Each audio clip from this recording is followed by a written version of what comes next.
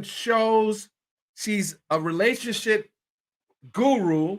She's a number one book selling author, and I don't know what she has a long resume. I'm just going to bring her in, and she's going to talk about what she do. You already know what I do, ladies and gentlemen. Crystal J. What's up, Dennis? What's going on? What's going on? What's up? Thank you for that. I mean, listen, your resume is so long. I just don't want to, just bog down people with your big resume. Listen. Before we get to what we're going to talk about, how you doing? I'm good. I'm here. I've got my tea.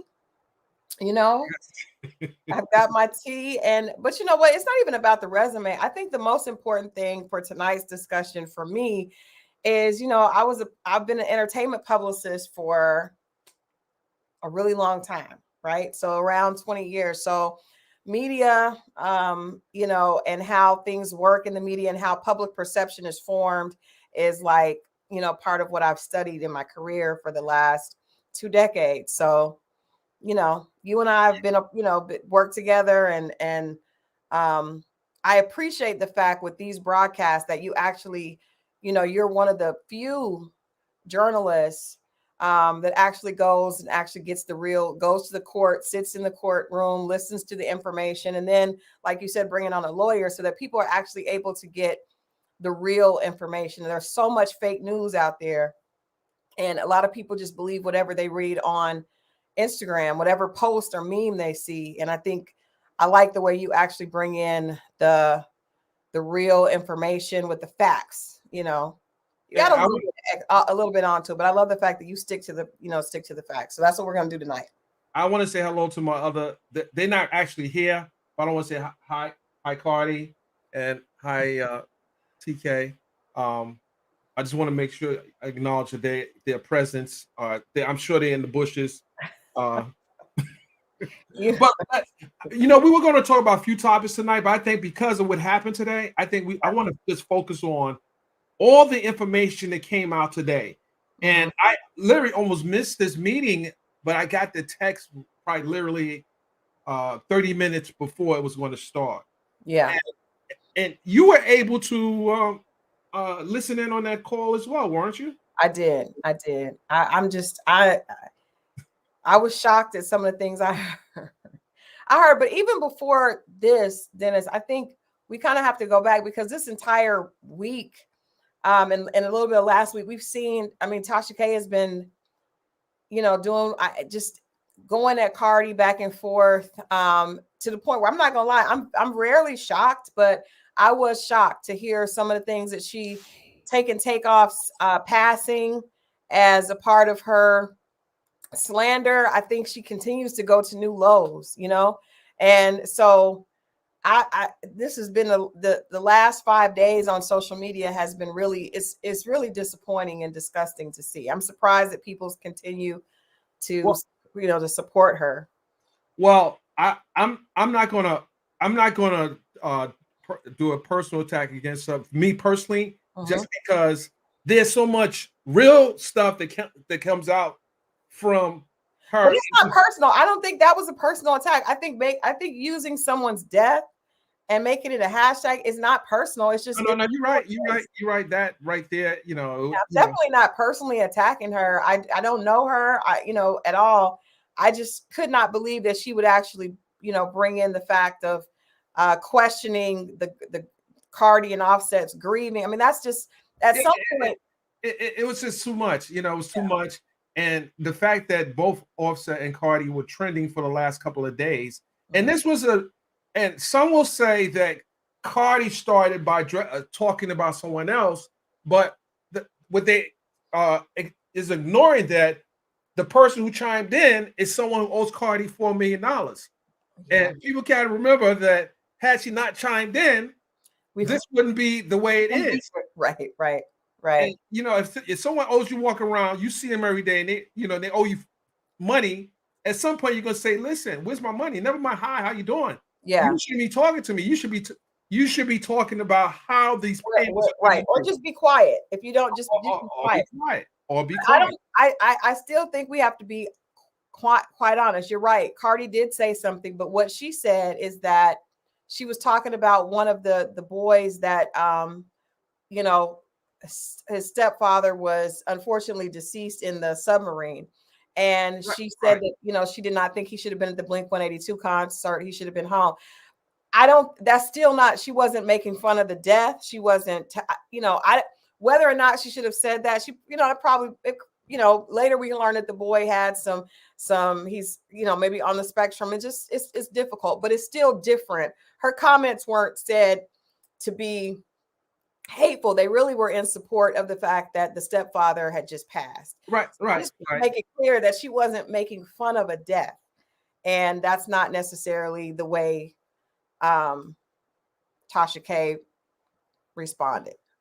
Well, I'm more interested in, you know, I'm coming from the perspective of covering the trial, Mhm. the defamation trial, Right.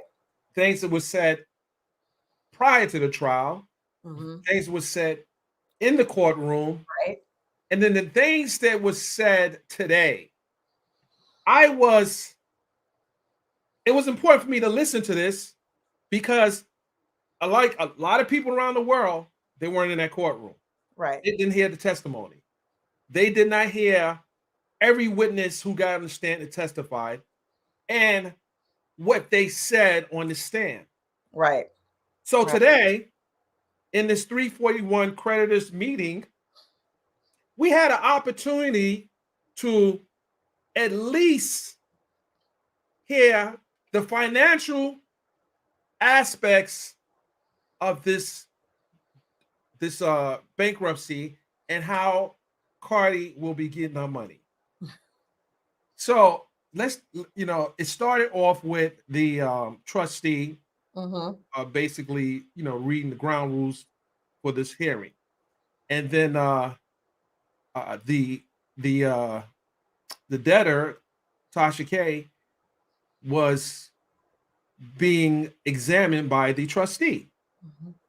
and he asked her a series of questions, and these were methodical questions. Right. It lays the groundwork for his job, and his job is to see whether or not this chapter 11 can be dealt with in his not courtroom but in his office, Jurisdiction. Right. his jurisdiction. And in a chapter 11 is different than a chapter 7, that is different than chapter 13. And I'm not a bankruptcy attorney, but I know why trustees ask these not basic, they're basic questions. They're Mhm. also some very pertinent questions. Right. What we also learned was, which I really see, is a IRS agent on the call, a representative for the IRS, I was, and that was interesting. that was I'm not gonna lie, Dennis. I think I told you I got concerned. I was just like, whoo. Yeah, at the point the IRS is on the call and asking questions, and that was deep. That's deep. Well, here's the problem. She's been sworn. She's been put under oath, and is that your phone? No. Okay, okay. I don't know who's in the comment section playing their phone. It's probably me, but she's placed under oath. That's the first thing, Yeah. and she's told that she's under oath, and that's very important because whatever you said in the 341 is going to be either used to your benefit or against you. And there was some admissions that she made that was pretty interesting, somewhat disturbing, but a lot of them was interesting based on what she said publicly to the world. Yeah. Right. And I'm gonna go backwards because I posted the question. She said that she was asked towards the end, did she own an app? She said no, she doesn't own the app. And the follow up question was, and you can correct me if I'm wrong.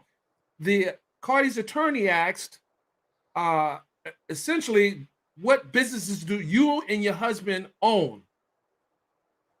What she didn't realize was these questions are set up questions. Right. Well, her attorney is listening to everything she's saying to the trustee. Mm-hmm. So he comes back in at the IRS attorney, the IRS and her attorney are basically asking general questions. He's setting her up.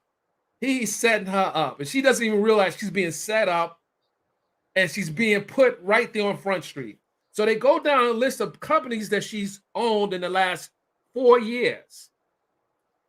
And they asked about her husband's businesses. Yes, they did. And then it was a question about locations of the businesses. And then it was some interesting parts where he said, at one part where he said, you do realize the address that you provided us is a mailbox. And it was like, yeah. We're going to connect the dots. We're going to connect the dots, and they connected the dots because today was a lot. It was a lot, and it got. I think it was almost close to an hour, wasn't it? Yeah, right around an hour. It was definitely a lot. I mean, so, let's talk about some of the questions that were asked of her, and we're not going to talk about her location, right? But one of the questions that was asked is, "What do you pay for rent? What is your rent?" Mm-hmm. So she said the trustee asked this first. So this is so crazy. The trustee asked her first, the questions first. She says $2,500. Mm-hmm. Okay, the $2,500. We moved to another location. I'm not going to tell the location where she's at. We moved to this location, and I'm paying $2,500 a month rent. Mm-hmm. I said, okay, $2,500. That's from Miami. From Florida. That's decent amount. Yep. Okay, so they asked her this. The trustee asked us this question. So later on, when Cardi B's attorney gets on, he asks her, so you moved in an apartment, right? Yeah. How many bedrooms? 3 bedrooms. And he asks her the address. He knows the answer to the question. And that you don't ask the question if you don't know what the answer is going to be as an attorney. So he says, so that's a 3-bedroom apartment. And I'm looking at the listing, and it's $4,900 and up. How are you able to get that apartment for $2,500?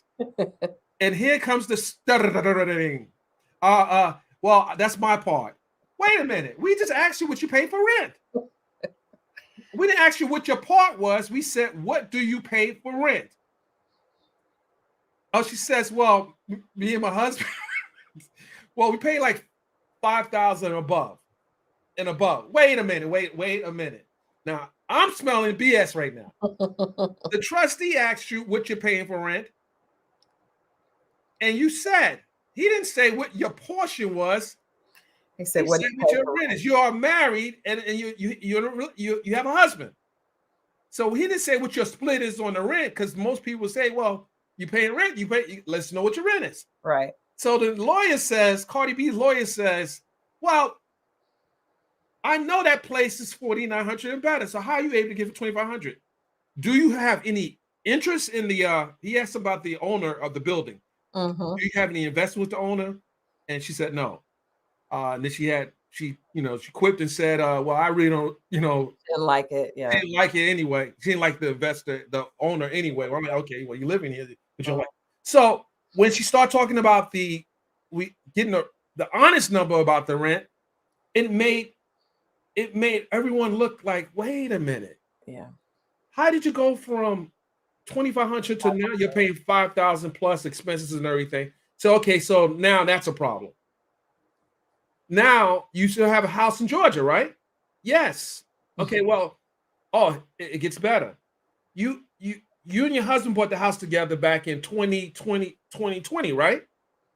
Okay, so but you took your name off the deed. When did you do that? Mm-hmm. Right after the court, after the judgment. Wait a minute. Did you just say that? And here where the perjury, in my opinion, comes in at. So now I won't say perjury. What should I say? We won't say it right now. Don't say perjury. We won't say perjury. So the judge, Judge William Ray Jr., told her not to move any assets. He was very clear about this. And this was confirmed, it was confirmed by the attorneys, not to move any assets. So he asked, when did you move your assets? After the judgment. Did you actually just tell? Wait a minute.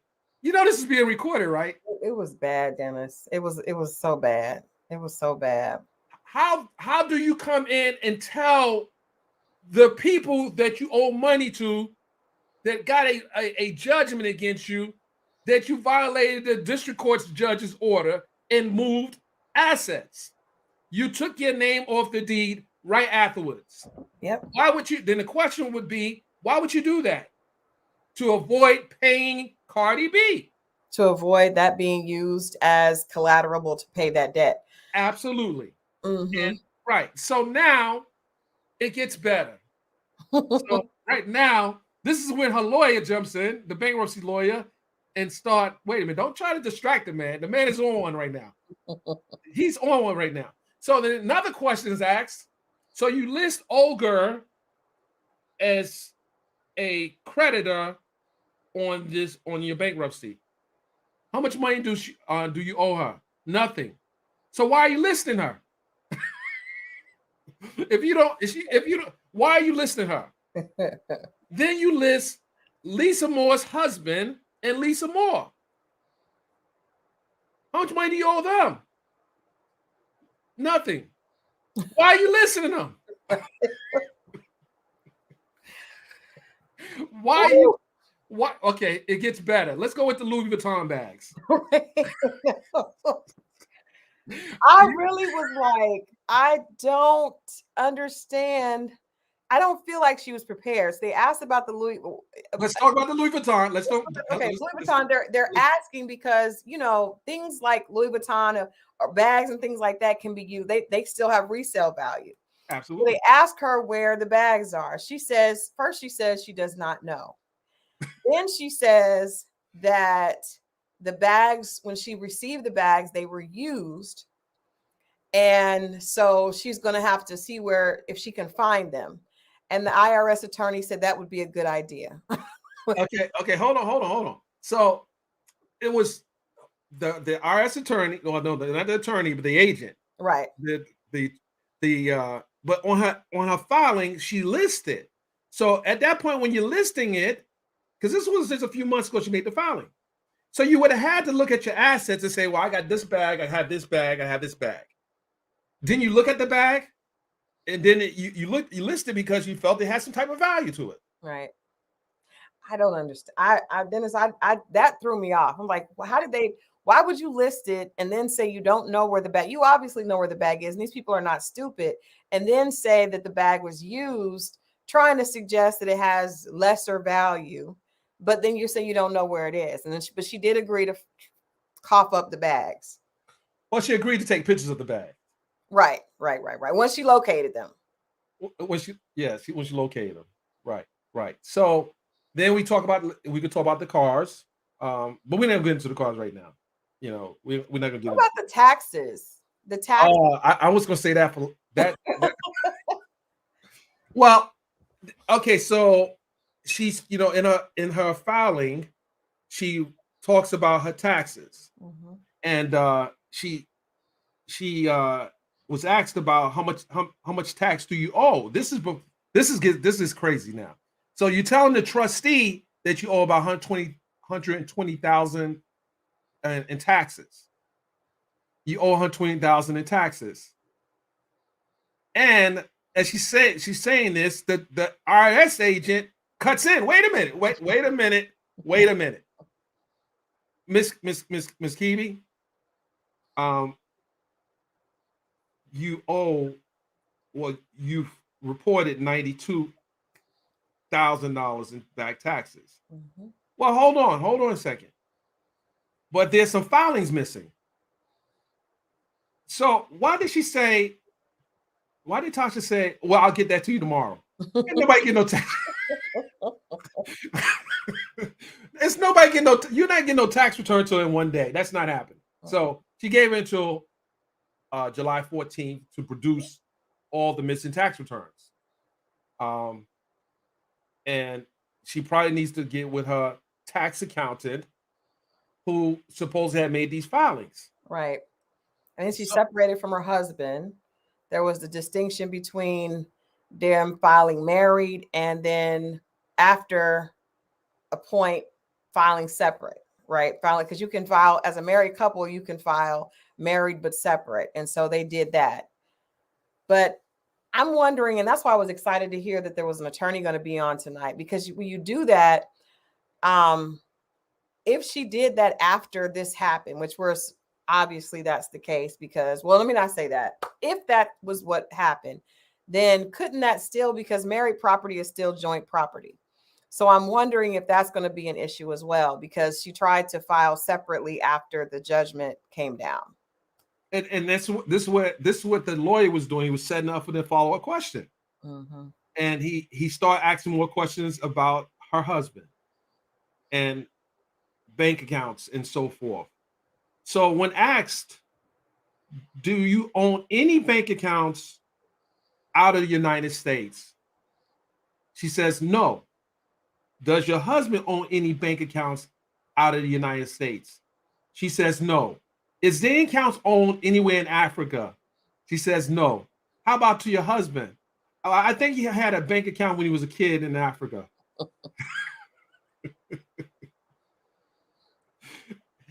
You think he had a bank account when he was a kid in Africa? I don't know. Did you ask your husband, Crystal, did he have a bank account when he was a kid anywhere? I don't know. That's just kind of. We've never had a conversation on what he had as a kid. It just felt like she was not prepared. And I expected her to be a lot more prepared for the questions. Even when it was asked about the bags, her what she owed. She just, it's not like she was just not prepared for the questions and kind of pulling things out of thin air.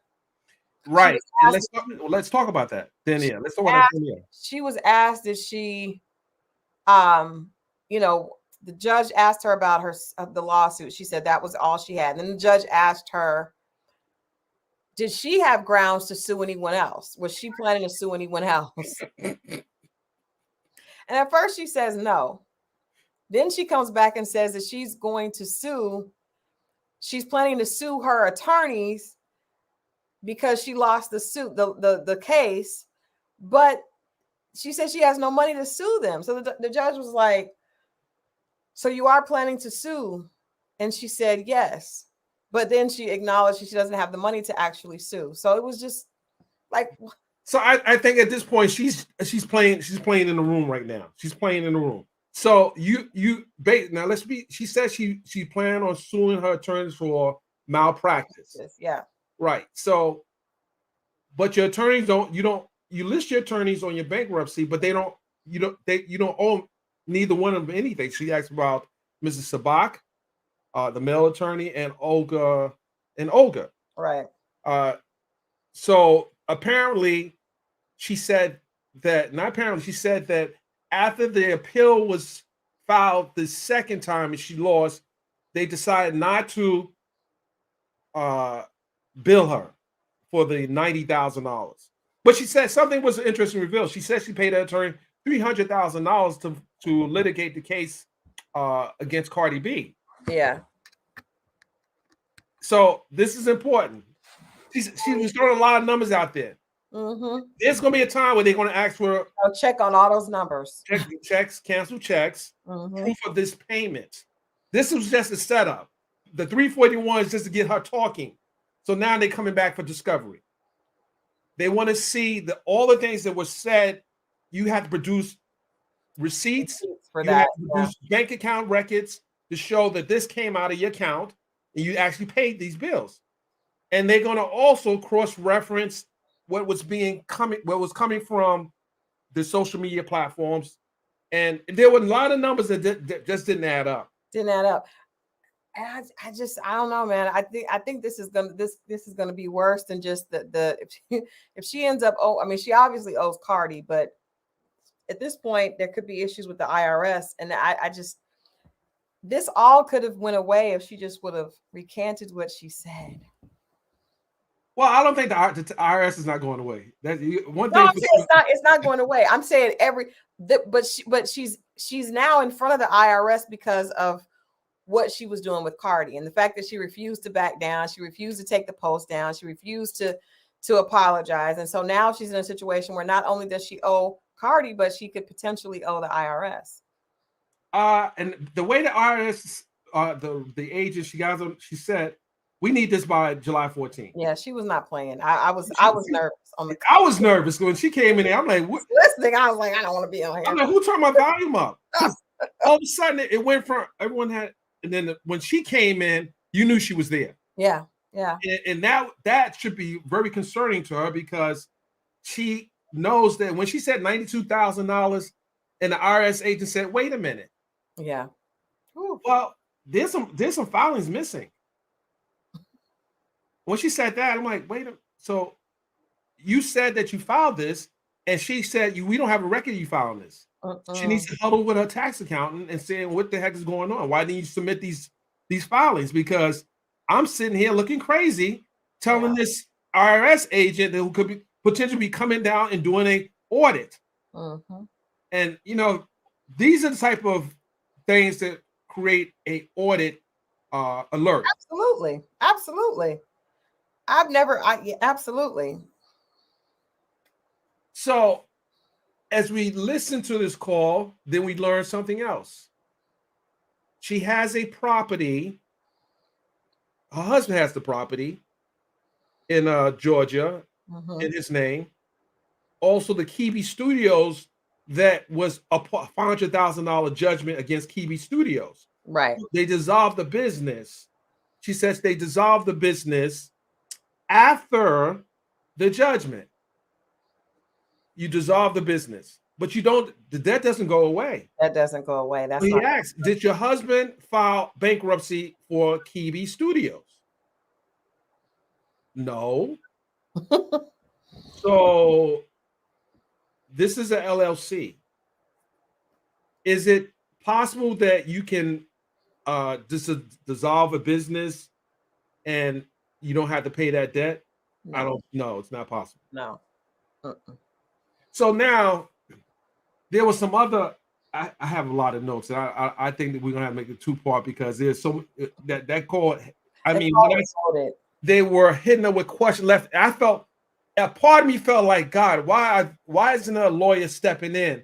I did too. I wondered why her lawyer didn't step in, but I thought maybe that may not be allowed. But I did wonder why she wasn't more prepared. I mean, nobody likes seeing, No, it's an uncomfortable feeling. I was uncomfortable for her. It took at the point where the IRS agent was like, she was so determined and she was very, very aggressive in her communication to Tasha. She was, but she wasn't being unfair. She was just asking questions, and you knew that those questions were coming from there was a reason for the questions. Like when she just kept diving deeper. So I don't think that she was being, I don't necessarily think she was being aggressive. I think she's just being very direct.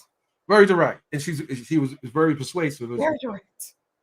So it was a part where the trustee, I would say the trustee asked her, so have you tried to communicate with Cardi B to make the payment? Yeah. Have you had any communication with Cardi B?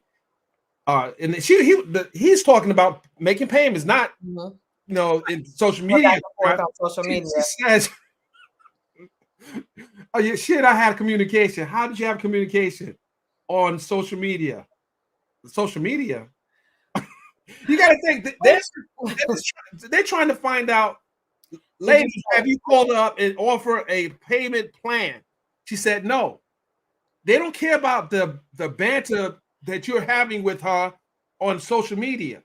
They don't care about that. I think that would even be worse. Like why would you even if I'm the judge and I'm listening to this, it's hard to have because they're asking for the bankruptcy to be granted so she can have some relief when it comes to. But if you are acknowledging that you're going back and forth with the person on social media, it would make it very difficult for someone to have empathy for you.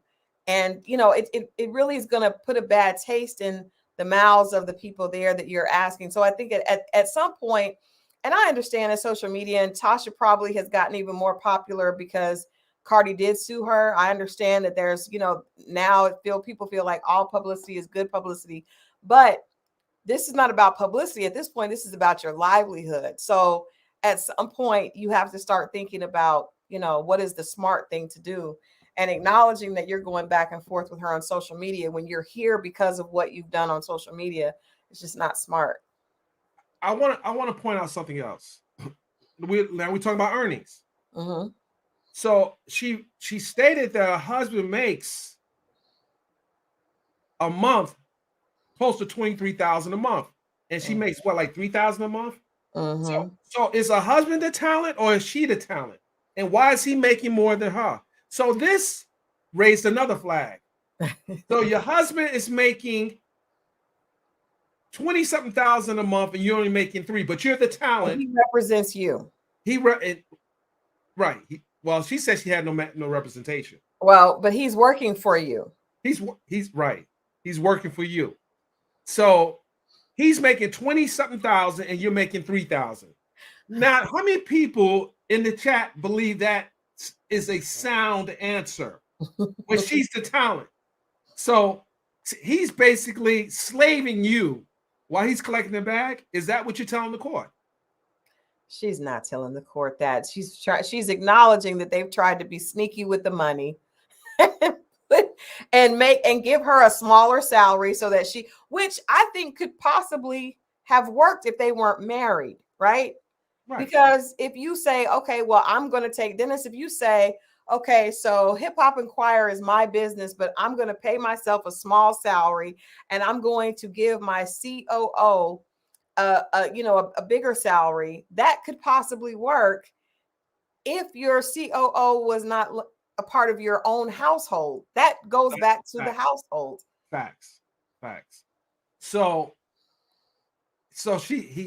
another question was asked about expenses and who's paying for what and how's it getting paid. So she says she has the card that he gives her a card to use, but she doesn't know what bank account he banks at. It must be a black card. So Ruth says this chick thinks she's above the law. I honestly, I thought she doesn't see these people. She's not taking this seriously. Like, okay, so let me tell you what could possibly happen. This is the bankruptcy in Florida. Mm-hmm. There's a district court judgment in Georgia. Right. There were things that was told to her not to do.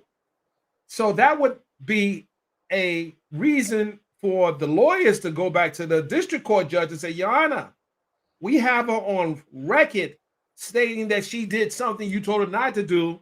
That's the problem. That's a major problem. You know that when they say, you said earlier that what she said could be used for her or against her. I just want to point out that is not the way the rights are written. It's always what you say can and will be used against you in a court of law. It never really works to your benefit. So she has to realize that even though she's in bankruptcy court now, God forbid Cardi go back and double down, and her lawyer point out to the original judge that Tasha has, basically not kept her word on what she was supposed to do with that ruling, and there's going to be additional issues, right? So that all these people, this is public record at this point. This is the problem. This is why she has to be prepared. At every stage of this game, she should be prepared and not just let someone do a filing and not ask, what are the ramifications if I answer this way? And it has to be consistent across every conversation you have, from a civil court to the bankruptcy court. It should be consistent. I mean, that's just common sense, so that when you say what you're saying to every single person, because if you're telling different stories and you're told not to do something, you go over here in this court and you acknowledge you do it because you did it, that's going to come back to haunt you. And that like I said, that's not even really legalese. That's just common sense. And the changes that she made, most of them were done after the judgment. And that's where the problem is. You move from Georgia to Florida, you pay more rent in Florida than you're paying for your mortgage in Georgia. So you left a situation in Georgia to pay more in Florida. Does she think she's outsmarting the judge, the court? We listening to this, and I think maybe she probably wish she probably said some things differently, because it was interesting when her demeanor changed when Cardi's attorney started talking. And it was another part here. This is so hilarious. Cardi's lawyer asked her, I'm following you, right? I'm following you on social media, right? She said, yes, I know you follow me. He said, why did you block me? She says, because I know you have investigators and everything looking at anyone that's for Cardi, I'm blocking, but I can unblock you. He said, don't worry about it. I can subpoena what I need. Yikes. Bow. He can subpoena. You don't have to unblock me. I got this. He says, I got this. That's crazy. So I think that a lot of stuff she was saying to the people, and I get it. She says it's not one time in this hearing that she said she was a journalist or reporter. She said she's an entertainer, and she said she was a troll. Yeah, and I think she's saying that because there's less accountability when it comes to being saying you're an entertainer than, because if you're lying, if you're making blatant lies, that's probably why she changed the title. She's not a blogger because it's been proven that she was lying. So saying you're an entertainer, you can do anything in the name of entertaining somebody, Right. Well, I get that. You can do anything. You can say anything because it's entertaining. People are tuning in. It's not necessarily based in truth. It's all based in for the sake of people enjoy watching it, and it's not really taken seriously. So it kind of lessens like I said, it's all about the accountability. If you say you're a blogger, then why would a blogger be blatantly lying on someone? But if you say you're an entertainer, well, the good thing about this, so down the road, very soon, I would say probably next week, maybe week and a half, the audio will be available, to hear. It may be before that, guys. I would assume. Yeah, I have a sneaky suspicion. Well, I mean, you can order it. You can order it. You can order it and everything. I just feel like it's going to get leaked, and it's going to be online probably. I don't know. I can't speak to that. I would just say that there was a lot that was said, and one of the things I noticed that when she was in the district court, she shifted from, she was a journalist in the district court. She was telling the jurors that she was a journalist in the district court. But then when she's telling her subscribers, well, she's telling subscribers to journalists, but she's telling the court she's entertainer. And I'm like, they listen to everything that even the lawyer said, I'm following you on social media. Yeah. So they know they see what you're saying. And when you say you didn't own an app, you don't think they know that you have an app? That part was wild. And then here's the other problem. That app is subscription based. Why didn't, when they were asking you all a series of questions, why did you avoid not mentioning that you are on an app that people subscribe to? It was a reason why they didn't drill in, because now they're going to they're going to basically impeach her later on. Yeah, I'm going to subpoena the records and see it. This is going to continue on. She'll be in the news and I think that's what she wants, because I think she's strategic. most of the time.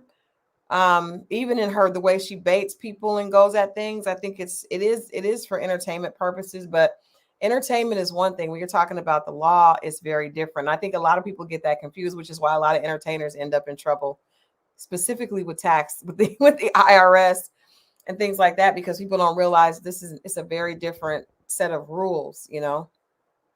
And to her defense, I really don't have any. But I was like, okay, I'm waiting to hear that. But hopefully her attorney, this new attorney, she kept on hold on. She kept on throwing shade at Olga, and she kept on mentioning criminal defense attorney. Yeah. She kept on saying criminal. You kept on saying criminal, but you weren't saying criminal in the Cardi's case. She made it a point for the trustees to hear that these are criminal defense attorneys. She didn't say these are civil attorneys. She made it a point they're criminal lawyers. Yeah. You paid $300,000 to. This is what you said in the court. They're going to ask to see the cancel checks, of course. And they can also subpoena the lawyers to come in and to produce the cancel checks. This is where it gets very tricky. Now the forensic accountants come in and start looking at everything she says. Then you have the IRS agent they have an audit division. So it's like everything has to align. When you start looking at the balance sheet, they're going to start putting these things in columns, and they're going to say, wait a minute, I see debits over here, but I don't see credits over here. And at this point, it's beyond Cardi. This doesn't have anything to do with Cardi at this point. This is all about her testimony, about her finances, what she has and what she doesn't have, and the IRS. And it was something else that would happen towards the end. And they were asking, you filed a Chapter 11, but you listed on your schedule that these are personal debt that you have. This is personal debt. So what about the business debt? Because you got sued as an individual. You're filing a Chapter 11. What about the business debt? And if you don't have any businesses in your name, what is the purpose of having this Chapter 11? You follow me? What's the purpose of having the Chapter 11? Why list lawyers that you didn't hire on your Chapter 11? You don't owe those lawyers anything because Cardi, you listed Cardi's attorneys. Cardi paid her attorneys. Cardi wrote a check to her attorneys. So why are you listing Cardi's attorneys like they're coming after you? No, you didn't hire them. They don't. You have no. But when she was asked what did she owe, she said nothing. So that's what I'm just like, what? It just didn't make sense. It didn't make sense, but maybe she can explain this at some point, not to the social media because that don't really matter. She can explain this to when she gets maybe when she goes, gets with her. Huddles with her tax accountant and her lawyer, then they'll be able to pull it together. Because I really hope that she is able to, because this could be really ugly. And I mean, it's one thing to owe somebody; it's another thing to end up, with criminal. I don't think she realized that because a husband is a very important piece of the puzzle, that they're not going to subpoena his records. Because they asked about his bank accounts. They did. And they will bring them back, and they can bring them back in district court. Forget the bankruptcy court for a second. They can bring them back through a motion filing and depose them and get them under oath again. But she threw him under the bus the first time. So, these 341 hearings are not easy. They're not easy, especially when you talk about large amounts of money. But if you listen to the debtor and she's telling a story that makes no financial sense, this is when they start thinking. They listen to you, but they want you to talk. They want you to explain certain things, because then now they're going to come back and say, okay, didn't you say on June 26th that you only made $3,000 a month? and you only had two old Louis Vuitton bags, old ones, two used ones, Louis Vuitton bags, and you don't know where they are. You don't know. She don't want to give up those bags. I ain't gonna lie, I wouldn't want to give up my bags either, but I'm just saying. I also wouldn't have listed them. Oh, wait, hold on. Quiet, Dennis. Be quiet. That's probably smart not to list them. That's pretty smart not to list them, because if they're not then insignificant, why list them? Because now we want to see. How many people asked about those bags today? You had one in the credit. Where's those bags at? Mm-hmm. We need to see pictures of those bags. We need to see the serial numbers too.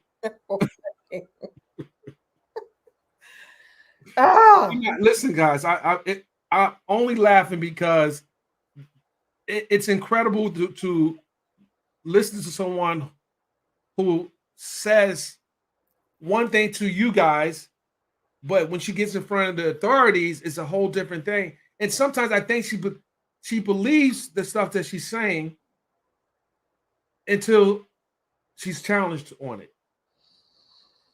And I think that could be a problem. I think that could be a problem for her. Anyway, I don't know about this app situation. I don't know how many people are a member of this app that she doesn't have. And wait, hold on. Someone just sent something to me. Hold on a second, guys. Wait a minute. We're gonna post something here. Oh my goodness. What the heck is this? Wait a minute. How do I bring this? Someone just send me this. Let's see if I can pull this up. No, we don't. Okay. Is it a video? No, they sent me a picture. Oh my God. Oh, wait, hold on. Maybe I'll put it here. Is this Exhibit A? Oh my goodness. Okay, I need some extras. Breaking news that came in the middle. Oh man. Breaking news. Oh my goodness. Let's see how I can bring this up here. I know. Wait a minute. Hold on a second. Give me a second, guys. I know. Wait a minute. Oh my God. Oh no. Now, guys, I appreciate you sending me stuff. I'm going to share this because you guys can verify if this is actually fact here. Let me go on this ad. This is a video clip. Wait a minute. Let me send this to the lawyer real quick. Make sure I can post this. Hold on. Calm down, guys. Let me get this here. Oh wow.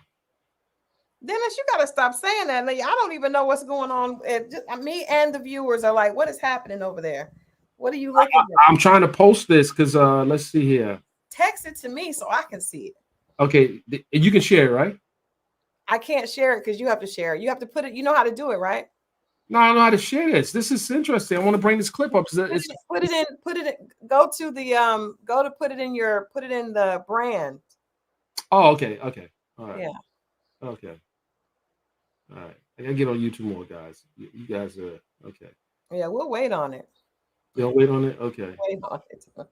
Hold on a second. So I put it in my brand. Then you go to like overlay. Oh, okay. Overlay. Okay, I see that. You have to upload it into that. Okay. And then once it's uploaded, you can just click on it. That's it? Okay. All right. Yeah, let me grab that. Okay. Wow. Y'all are hilarious. Okay. Here we go.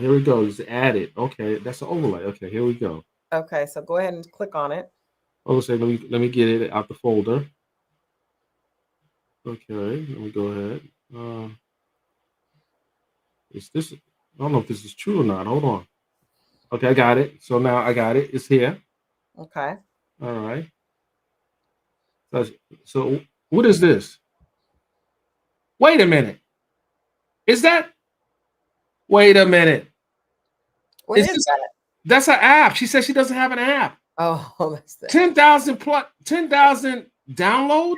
10,000 plus downloads in app purchase. So that's the purchases that she's had. Oh my goodness! Somebody has set her. Wait a minute. Well, hold on, ladies and gentlemen. Hold on now. Hold on now. What the heck is going on here? Didn't she say she didn't have an app? Dennis, Tasha K Live, 10,000 plus downloads.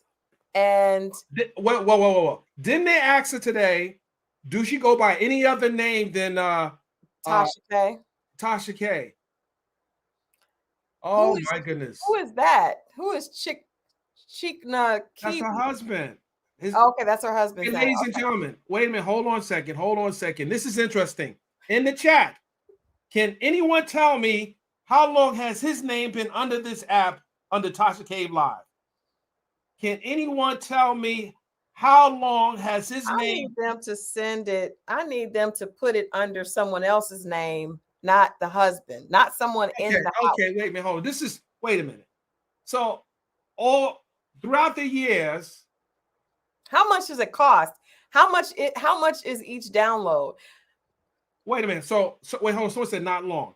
So how long has Mr. Shakna had his name under this app that she says she doesn't have? Does not have. Jesus help. Wow. April is killing me. I am not paying for tea. I need somebody to tell us. This is a problem. Hold on, Crystal. Being serious. No, absolutely. She said today under oath that she did not have an app. She did. This looks like something from an app store. It is because you download it. Hold on. Please, someone give me screenshots of your pay. Anyone ever pay for this app? Please send me the receipts. Send me the receipts if anyone ever paid for this, because 10,000 plus 10,000 plus downloads. But she said she has an app. Is that Tasha K? Is there another Tasha K Live? So why is her husband under? That makes no sense for branding. Why is her husband's name under the app? It doesn't matter because the top says Tasha K Live. So subscribers know who it is. That's just a formality, the husband's name under there. But it also says in-app purchases, 10,000 plus downloads. Wow. Well, let me take this down for they see this. I'm going to take this down for the court see this. Let me take this down right now. I don't want, don't say I'm snitching, not like that. Let me get this thing out of here. Jesus. Oh, my goodness.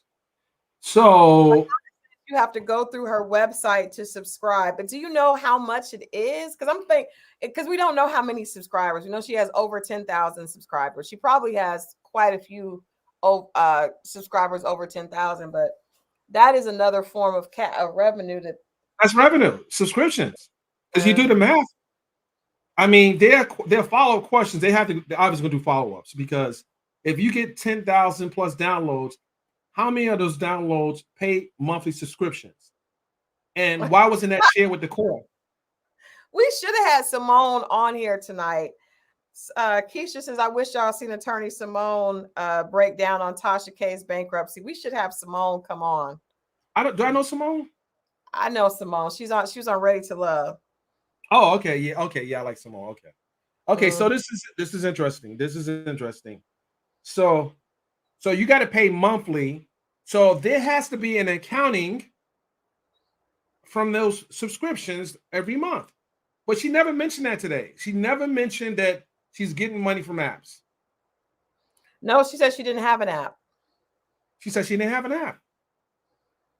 So I don't know what that. She said she didn't have an app. I heard it. You heard it. But that says, I don't know. Maybe she don't put it back up there. Put it back up. I don't know. I actually clicked on it. I didn't mean to do that. Okay, so that's interesting. And that's that's in the Apple Store. I'm not a part of her app. They said you have to go to her website to download it. You have to go to her website to download it. Let me see. Someone said she's going to say that she didn't lie. She didn't have an app. Her husband has it. Well, that's actually misleading the court, because the court asked, well, not the court, but the trustee and the lawyer asked about other businesses, and you never mentioned the app. As a matter of fact, you were asked. And they asked you for a reason, because they know you have the app. because now they're gonna come back and ask you why didn't you mention the app, and then that's misleading if you say you don't own an app, but your husband does. Like that, and that's misleading. You guys know that. oh wow, oh my goodness. Well, I don't want to be the dead horse, but there's a lot more to break down this bankruptcy. There were over 40 plus pages, and I'm gonna. I think someone's looking to come on. I think that's another attorney. Hold on a second here. Okay. Hold on a second here. I want to ask some questions to an attorney. Yeah, I'm gonna share the link here. This is only for lawyers. Lawyers that are listening that want to join in. Let me just grab this link here. I'm going to post this. I'm going to post this right now for the attorney. I'm waiting for Pam to just join in. Okay, so we're gonna pin that. How do you pin it? Okay. Hey, Simone says she's ready to come on. Okay, I just posted the link. No, I'm gonna send it to her. Is that cool? Okay. Yeah, send it to her. Yep. Oop. Just send it to her. Oh my goodness, this is getting okay. I identify as a lawyer. Stop it. You identify. What does your law degree say? What is your bar number? No, how many numbers do you let's bring Simone on because someone's being funny. They said they identify as a lawyer. She did a conversation. That's hilarious. She did a conversation on it earlier. I want to hear what she has to say. I identify as a pilot, but you don't want me flying the plane. Trust me. Yikes. The app is free to download, but has in-app purchasing options. Okay. Not not $12 a month or $144 so a year. Let's do some math here. 12, obviously 12 and 12 is 144. And if you want and you multiply that times maybe, let's say we can't do the math because we don't know how many. We just know it's over 10,000. I would love to know how many she has. Over 10,000 is that's too difficult to know what the numbers could be. Not a Google search. I mean, it's apparent that when I tell I can't wait for my girl Simone to jump on. She says she's gonna jump on here.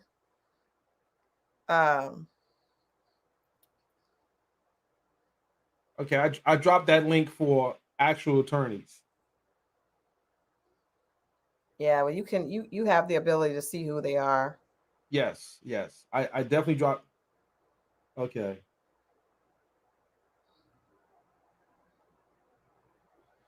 Oh man. So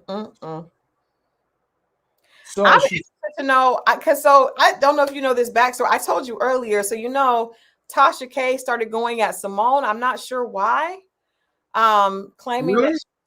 claiming that she had video of her fiance cheating on her. Oh my goodness. Yeah, it just I don't understand, Okay, I want to clear something up.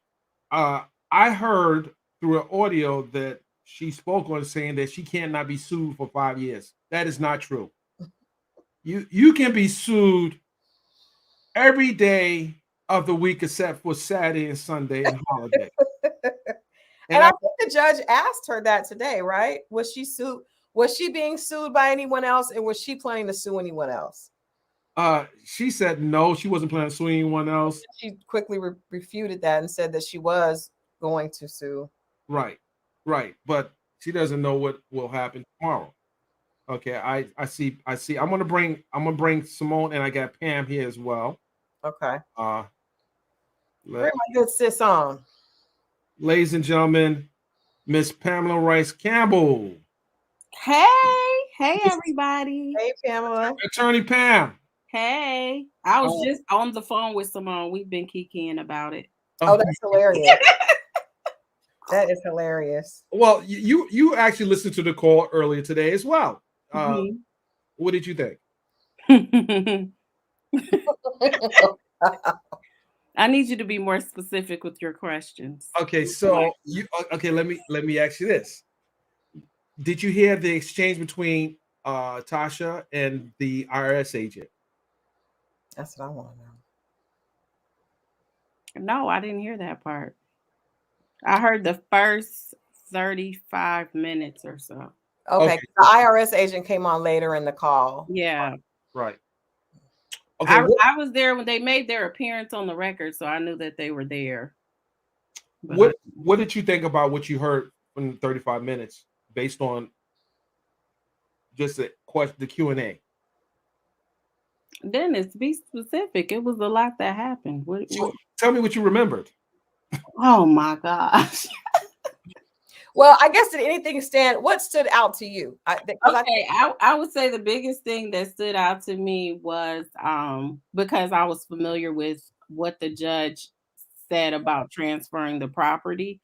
So when she talked about transferring the property in her husband's name and she just acknowledged that she did it, like as soon as I got the judgment, I transferred the property and I was like, oh, okay. Like it just flowed. It just flowed. So let me ask you an attorney question. Sure. If a district judge informs a party not to do something and they later find out that they have done it, in the case, a civil case, what type of penalties could that person face in that, from that district judge? Well, I'm pretty sure, of course, I'm not giving any legal advice. I'm just, but I'm pretty sure that Cardi's attorneys will probably file some type of motion, and they will use the information that was provided today and show that somehow the order was breached. So it can be a contempt. It would be up to the judge on what that punishment would be, and we don't know what Cardi would ask for as well. Can I ask a question? So she mentioned she was asked, did she have an app? And she said no. And she kind of fumbled a little bit, but she said no. So as we just saw, we knew that she did have an app, but we saw that the app is listed under her husband's name. But the fact that they're still married and they're still in the same household, is that really, is she able to take it out of her name and put it in her husband's name, even though they're married and it's community property? That seems like it would be considered a transfer, just like if you do the property of a home. It's a transfer of assets. Because someone said that his name was not under that app until recently. So his name is under the app. I don't really want to share it. I don't know if you were on. I don't really want to share it, but sometimes it pops. Oh, there we go again. So his name was not under her name until recent. But if you look at the design, what is the point of having his name there for just the visuals? Because if it wasn't there, and now it's there. Well, most importantly, because he works for her. I'm just wondering, are you able to do that? Like if you get into some issues and you're married, can I just say, hey, let me transfer everything to my husband's name so I don't have to be held liable for that if we're still together in the same home? That's not even how it would work if they wanted to get a divorce. I mean, it's kind of the same principle where your debt, you end up having to split the debt. I mean, with that legal paper, you're considered one pretty much when it comes to the debt, to the liabilities, to the debt, when it comes to the assets. So it'll be I'm curious to see, and I don't practice bankruptcy. Of course, I've had situations where I've had clients that had to. So, I have some knowledge, but it's not my primary area of practice. Like the advice that her lawyer gave, or all the information that she even provided to her lawyer. Because again, I heard you mention that she seemed unprepared. And it did just seem like, you prep your clients whenever they're going to go before any type of hearing, any type of judicial body of any kind, you prep them. And it just seemed like she didn't know the questions were coming, or maybe she didn't know that this was the setting that she was about to enter into. Almost like all of this stuff was just new to her. When usually with any hearings, you kind of sit there and you prep your client to let them know, and you try to be even harder on them than what the people will be on them, because you want them to be prepared. Yeah, that was weird to me. Well, I also pay attention to them asking her, did the husband file a bankruptcy with Kiwi Studios? Because if he has no bankruptcies out there, there's still liability. And then can they require them, Simone's in, can they require them to amend their filing? Yeah, ask Simone. Simone, you there? Yes, I am. Can you hear me? Yes, I Hey, hear. Hey, Simone. Hey, guys. Okay, so we only Crystal and I on camera. See, I know. See, you're wrong. You're wrong. No, that's Dennis is ladies. I'm barely on camera myself. Ladies, she was like, I can't, no photo, but I'm here. I'm here. I'm good. Okay.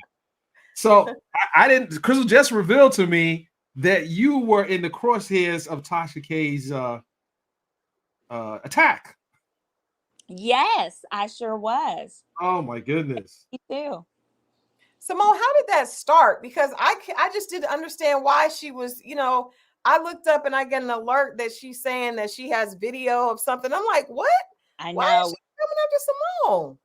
So it started with, she was doing some rant against Cardi.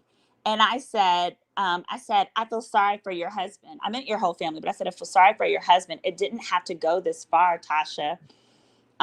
It could have been, I think I said it could have been resolved years ago for thousands. I said, for thousands less money, you're taking money out of your household. Lord knows, I know all about that. I know about getting money removed from your household. And so I said that.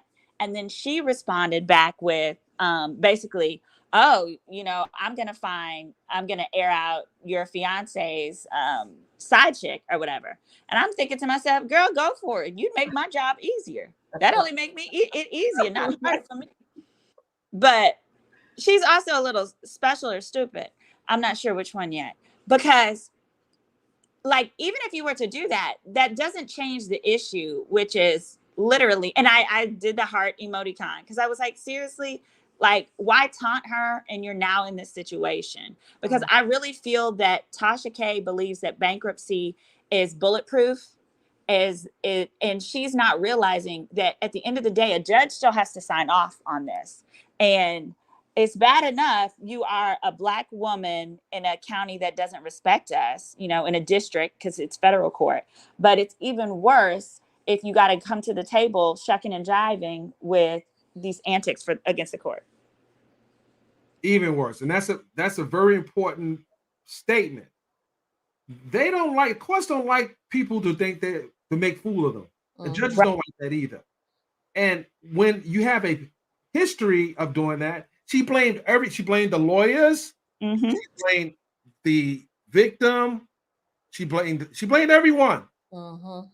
And she's taking little blame for everything that's happening around her. And that's what my thing was. I agree with what Simone said on the post. This could have all been avoided. And even today, when asked about the communication with Cardi, she's not talking about communication with actually trying to figure out how to settle the debt. The communication is going back and forth with her on social media. So my question to both of you, my question to both of you, like, if so the judge has to rule on this. In my opinion, I would you come in court humble. You can go back and forth with people on social media, but she came in and is acknowledging she's still going back and forth, attacking this girl, this young woman on social media. So it's almost like, I don't know, because I'm definitely, ignorant of the law, but can that affect the ruling with bankruptcy court? And if not, could it affect the other ruling that she has with her initial ruling? So yes, it could with bankruptcy court, because bankruptcy, at the end of the day, anything can be set aside if the court finds, or if their appointed attorney on behalf of all the creditors finds that there were fraudulent transfers. So every single action, every maneuver, every business move has to be reviewed and approved effectively by the court. Because any one of those, if any one of those is considered fraudulent, it could kick out the entire bankruptcy, not just that line item. Pam? And they asked in the beginning, like, okay, you filed this. Is there any amendments to changes that you need to make? Is everything accurate in the document? And from my recollection, she said that there were no changes or no additions, no subtractions, no. She said that document was fine. And all I could think about is Simone's live that she did. And she said she probably should amend it. I said, oh. Literally. The trustee asked multiple times, are you satisfied with what was filed, and you agreed to what was filed?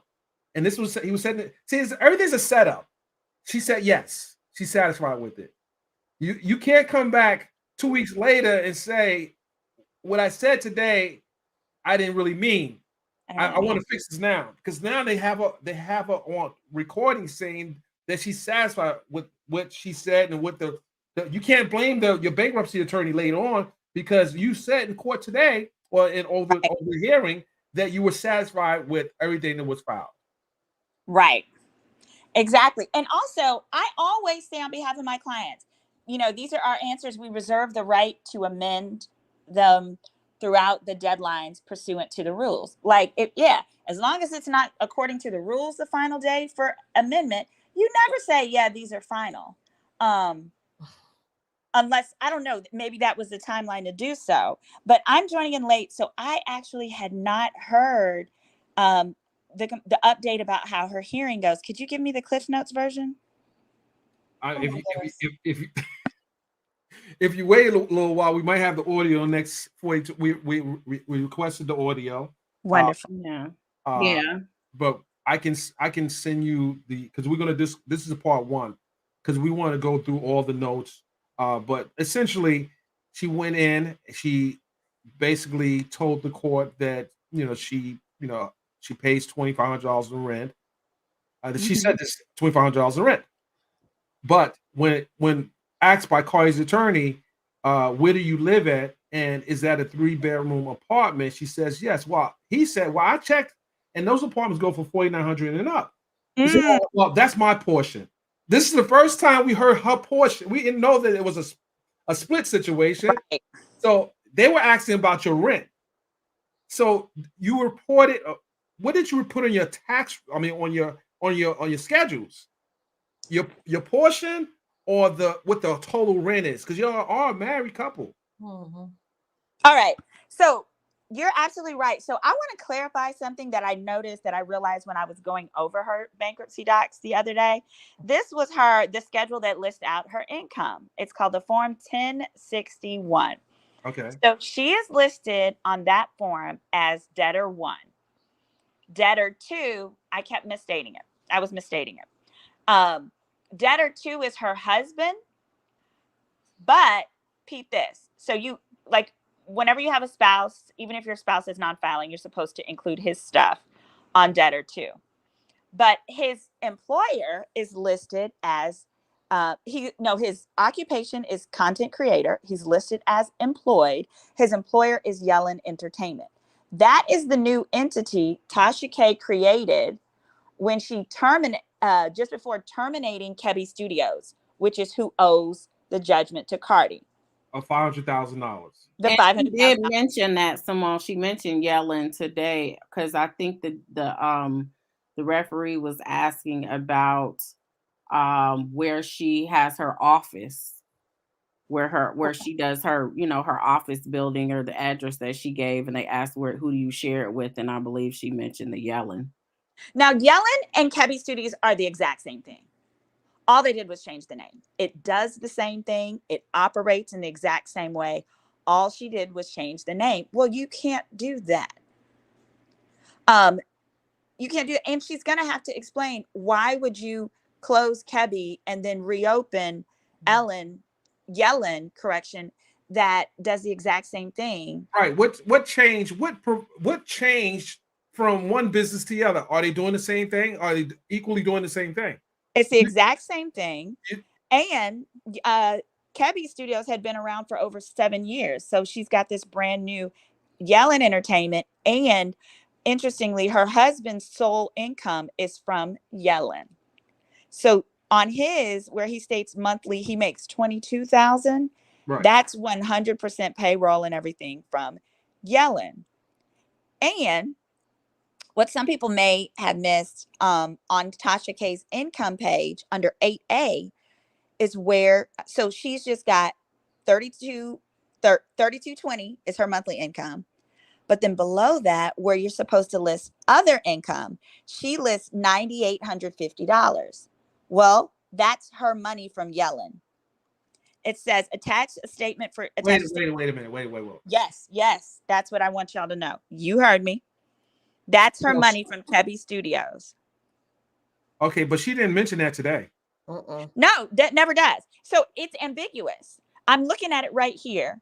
Under 8A, it says list all other regularly received income. 8A states, quote, net income from rental property and from operating a business, profession, or farm.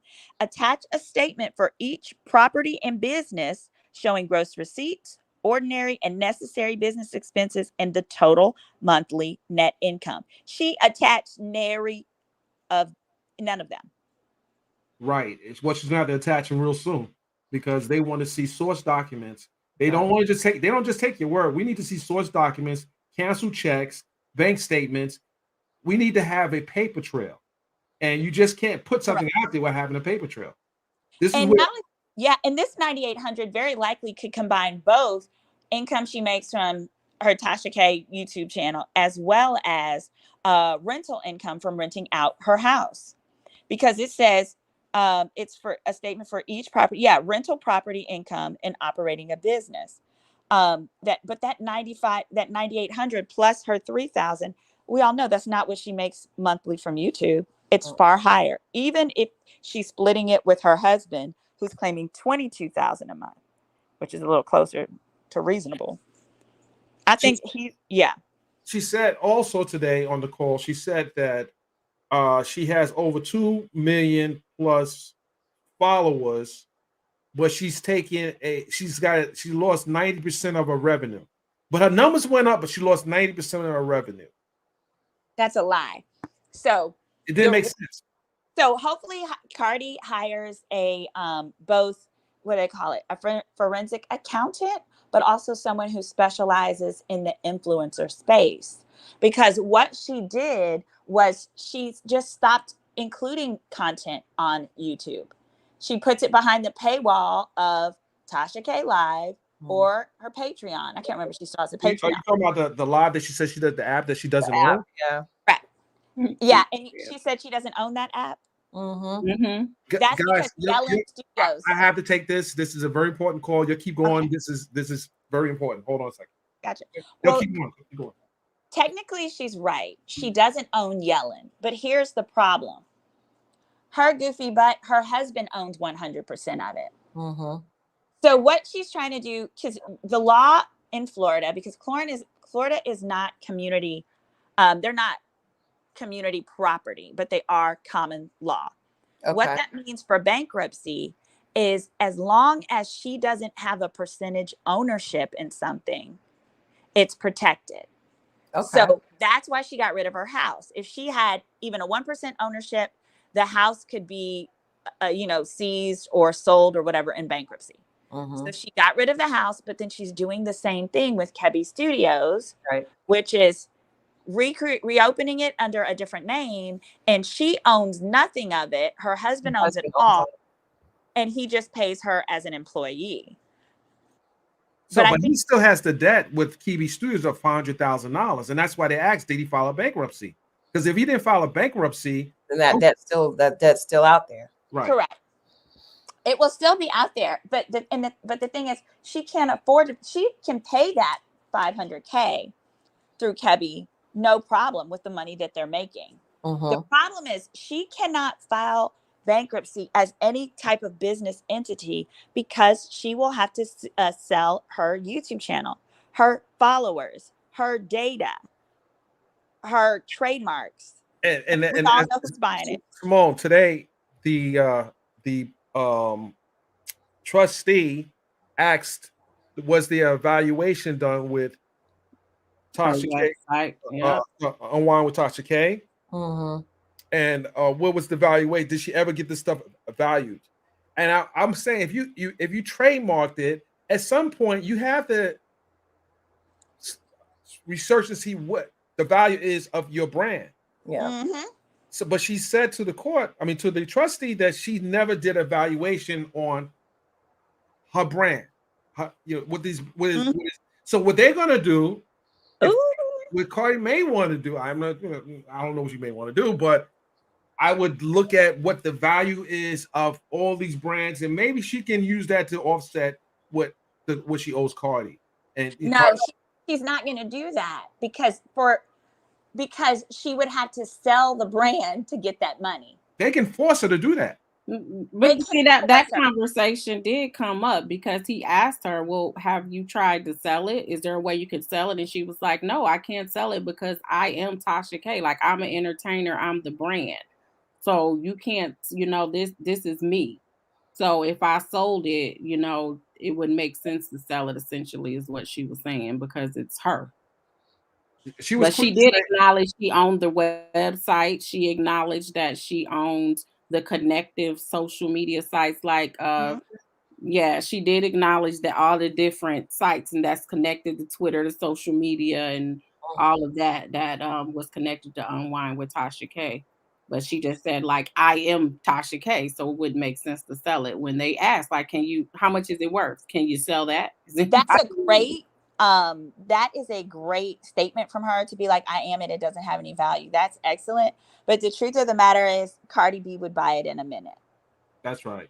And so would many others. Yeah. Because while her argument is, but I am her, the thing is, people want to buy data. So what people would bid on, if she had an auction, if the court forces an auction, is they would bid on access to her listservs, her followers, her literally, they could change the name. Think of Sherry Shepherd versus Wendy Williams. Yeah. She rolled right on in there, took advantage of all of Wendy's prior data, and was able to use that to market her show. That's what anyone else would do. But that's what Tasha wants the least. Because if Tasha didn't care about that, she would have just filed bankruptcy for the two of them and called it a day. Facts. She's doing everything in her power to leave her company out of it because she knows those are the assets. Go ahead. Right. Facts. Then it also tell Simone about, I was more concerned about the tax. The tax what was she? She wasn't what was the tax? The IRS representative. IRS agent. IRS agent today. So she asked questions about income, and there was a discrepancy with the amount that was claimed, and also just delved a little further on the fact that she had filed. Obviously, they filed as a couple, and then after this happened, they filed married but joint. But Tasha did not. She asked about several things that she claimed, like the Louis Vuitton bags we talked about earlier. Tasha claimed she didn't know where they were and that they were given to her when she was used. But the most important thing was the financial discrepancy, and I think like $92,000.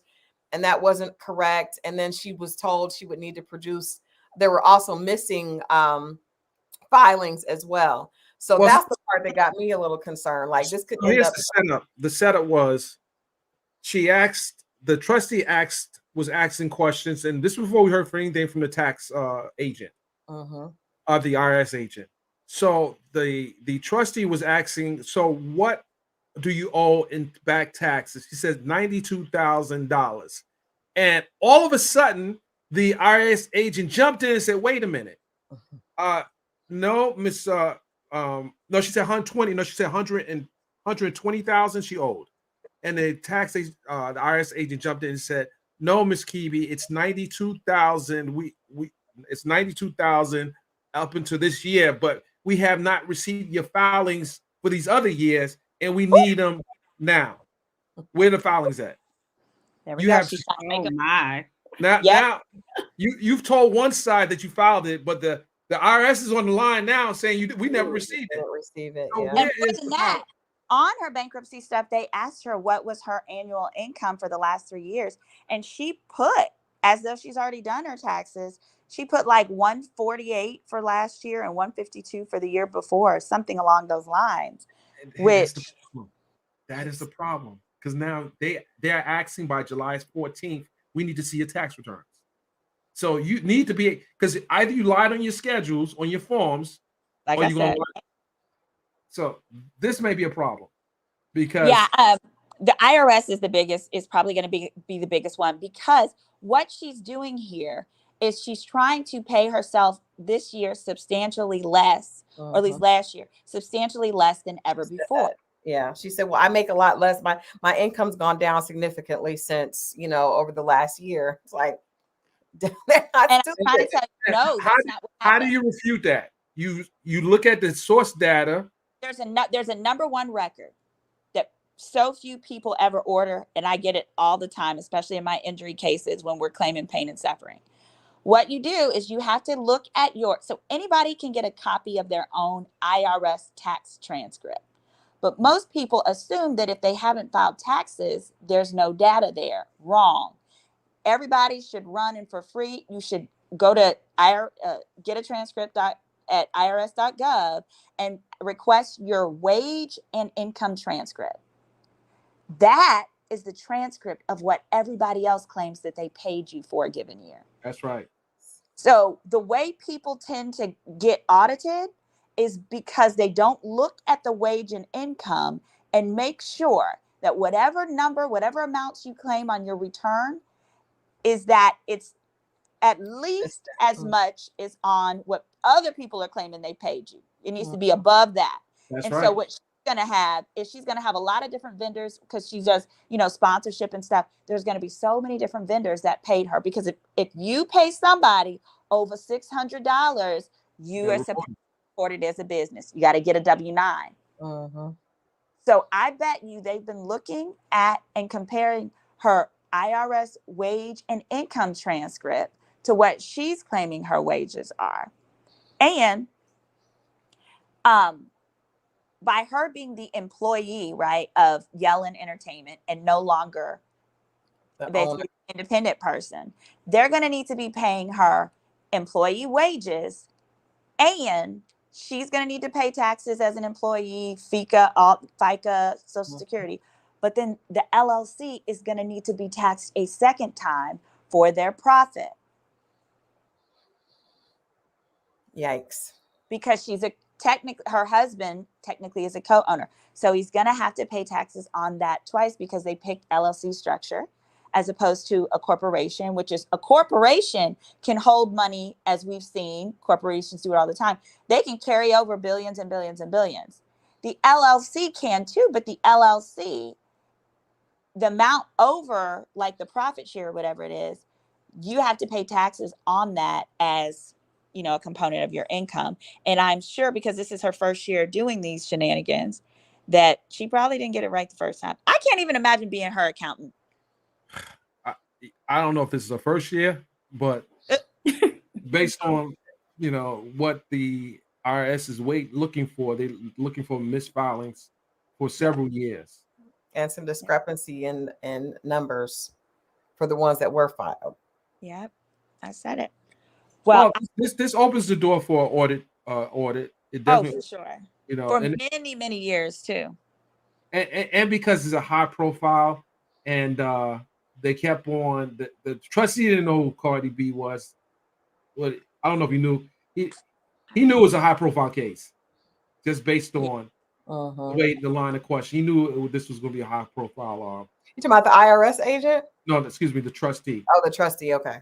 The agent knew who it was going on. Oh yeah, she was on it. Oh my God. When you hear the audio that we hope to have soon, you will see what we see, and it won't be anything that's made up and like, oh, that didn't happen, and the judge was against me. No, this is not that. Yeah. Men and women lie, numbers don't. Well, thank you for having me, guys. Well, thank you for coming on, Simone. I appreciate you jumping on really quickly to, just out of the blue for this. I really appreciate that. Yeah, and let me know when you do get that transcript. I'd love to hear it. Absolutely. All Absolutely. right. Bye-bye. All right. So, Pam, any final words?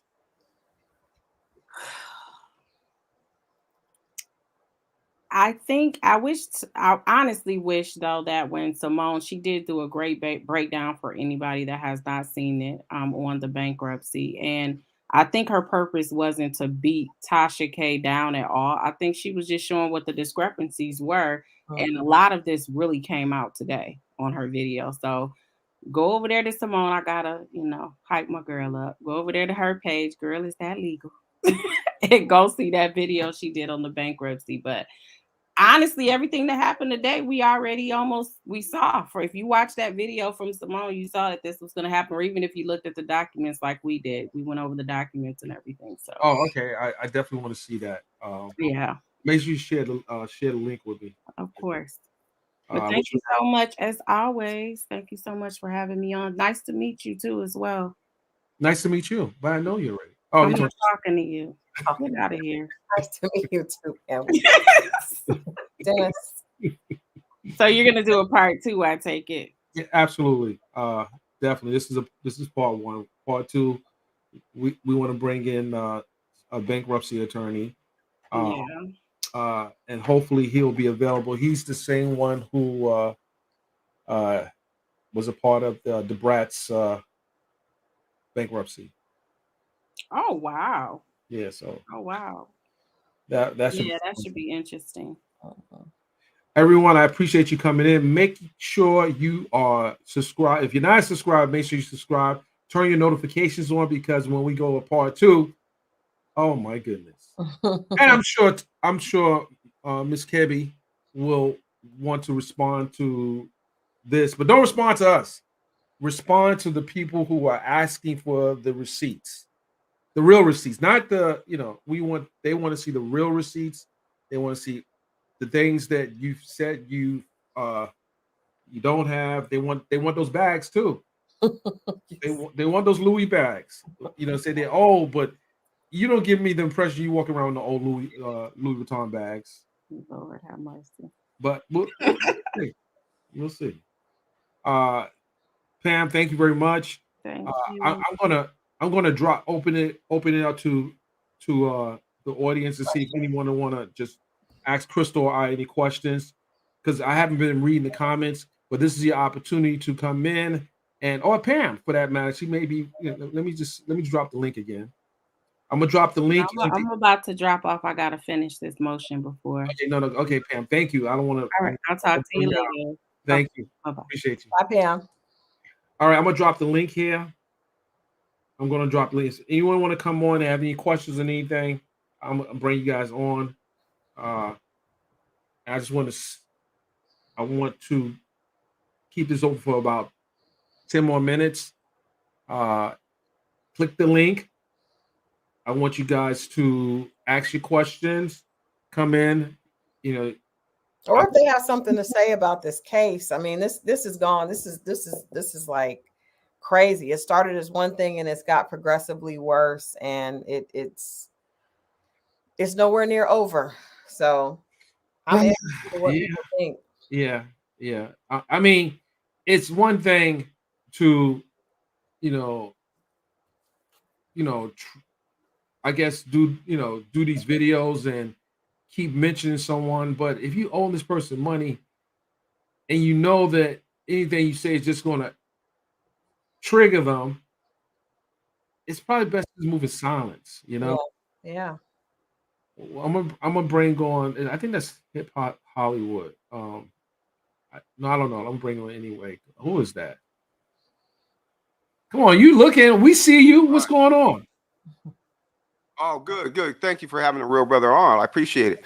Yeah, no, I've been trying to get with Tasha K, because I'm all over this, because I've been in journalism for 30 years. But here's the most important thing. In 2021, there were 4 amendments made to Section 230 of the Decency and Communication Act. And the main one that applied to this case, it didn't happen before the case, Google was not liable for third-party actions. So anything that you did on Google's platform, YouTube is on you. Now, so that got to be problematic. Why? Because they were promoting stuff like Tasha K talking about Cardi B had herpes, and they sent her a certified letter, and they sent Google a certified letter that says she didn't. And then after they got the letter, they went hog wild promoting Tasha K, saying that Cardi B had a venereal disease. And the law says if you knowingly promote information that is false, you are liable. Now, Google was rated at $2 trillion. They're a $2 trillion company. Tasha K is not a $2 trillion company. The law will not recognize Google placing the blame on Tasha K when she promoted it. If you remember the adpocalypse was Google got sued by the Department of Justice, by the government, because they said that these people were promoting these programs to kids that were under 13. Sued them, got a judgment for $19 million. They tried to pass it off on the content creators. And the white content creators said, wait a minute, we don't promote Google. We can't promote. We don't control the algorithm. They do. And they went to court and they said, well, you violated the terms of service. You promoted to kids that were underage. And they said, no, we didn't. We don't promote our channels. You do. Okay. And the court said they were liable. Google was liable. 100%. So you touched on a very important topic. Google, you know, who owns YouTube, has allowed not just her videos, but other reckless videos to stay on their platform, and they benefit from every video that is being ran that has any numbers on, like major numbers on it. Yeah, that's an incentive for them to let this go until someone really challenges it. Yes, and the courts have made it clear. See, Google's policy, first of all, is I got hung up on by the lead attorney, right? He showed her check stub, which is entered in court, was part of the court record, which is fine. I asked him, I said, well, where are her sponsorships and ad? Because she always got wine on there. And I know that because of the AdWords, she had sponsorships, right? Sponsorships, the minimum cost for an ad in AdWords is $10,000. Now, she had a $12,000 check from Google. And I said, well, where's the wine and the sponsorships? Oh, she probably made a deal with the company outside. Well, you can't. Why? Our contract is with Google, not with your company. If you do something, that's why they're being sued in the court today with the Justice Department on antitrust violation. They own 97% of the digital ad market. If you go outside of Google and find another advertiser, they're going to sue you because you signed a contract. Whenever you go on Google, it's there. They place ads and they're supposed to split the money with you, but they don't. They keep all of it. That is not entirely true, and I'll tell you why.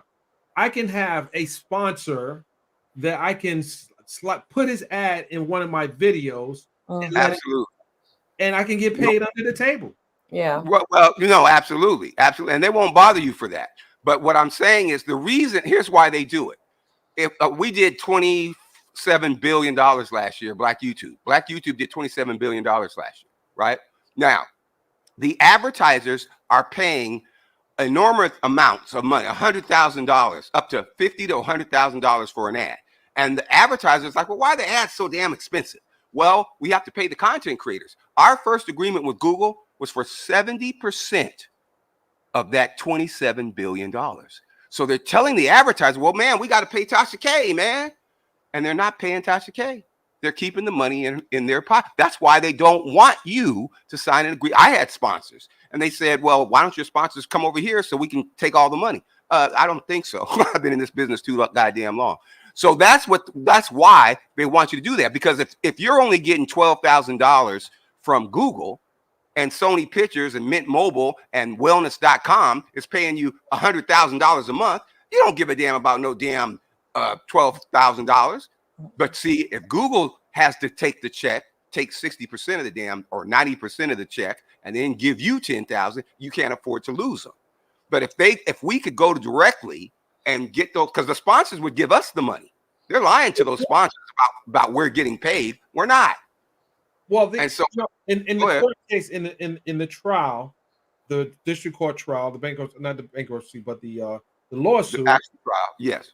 she had like different advertisers that they were directly under her video. Like she had embedded them these weren't Google ads, these were video sponsors that pretty much were associated with these videos, and they were paying her directly. They were No, I paying her. understand. I was doing the same thing.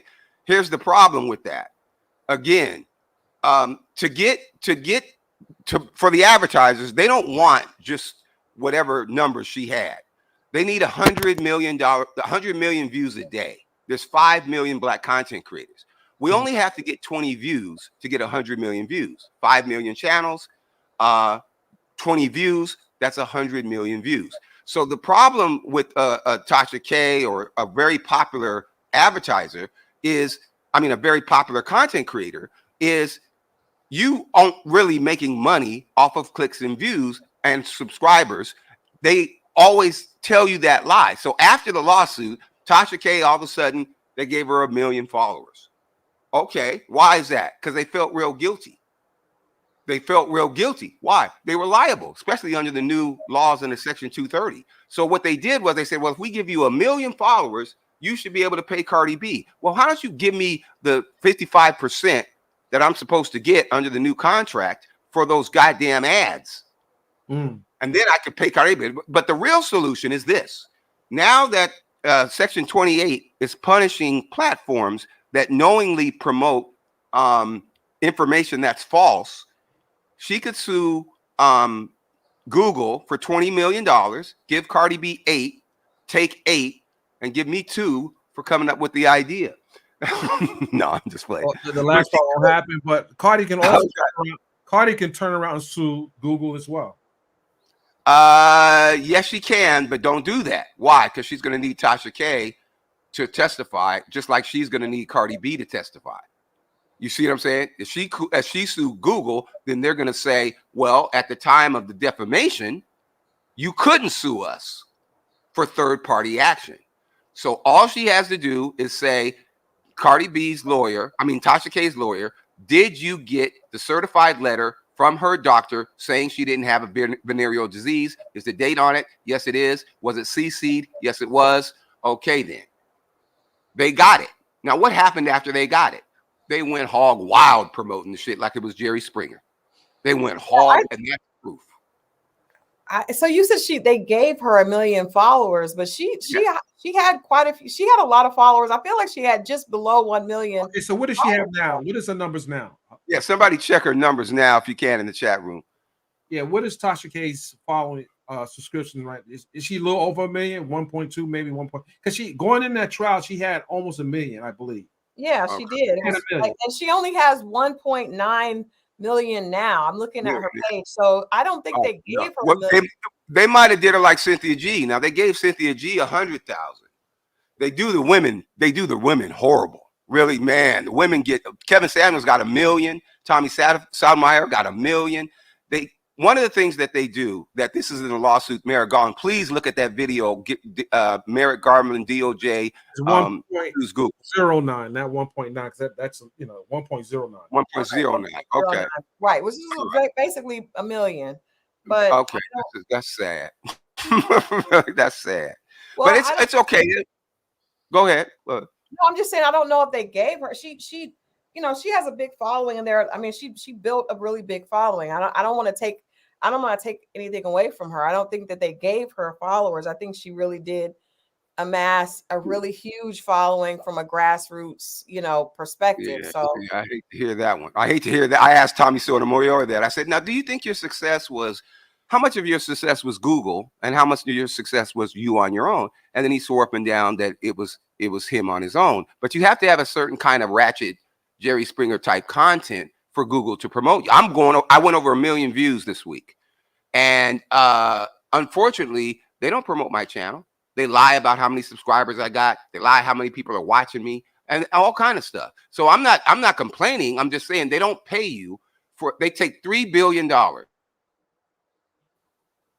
according to the Merrick Garland lawsuit, they take $3 billion and then they pay the people. They did $279 billion.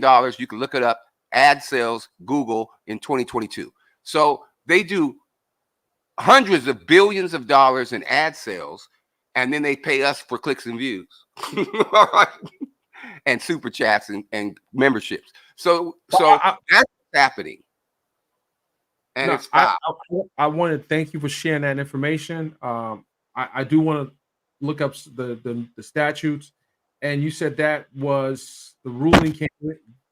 Yes, now I you feel- could look okay, at it wasn't really, because if you notice now they have to put in when you upload content, you have to, they're very specific about, is it targeted to children or not?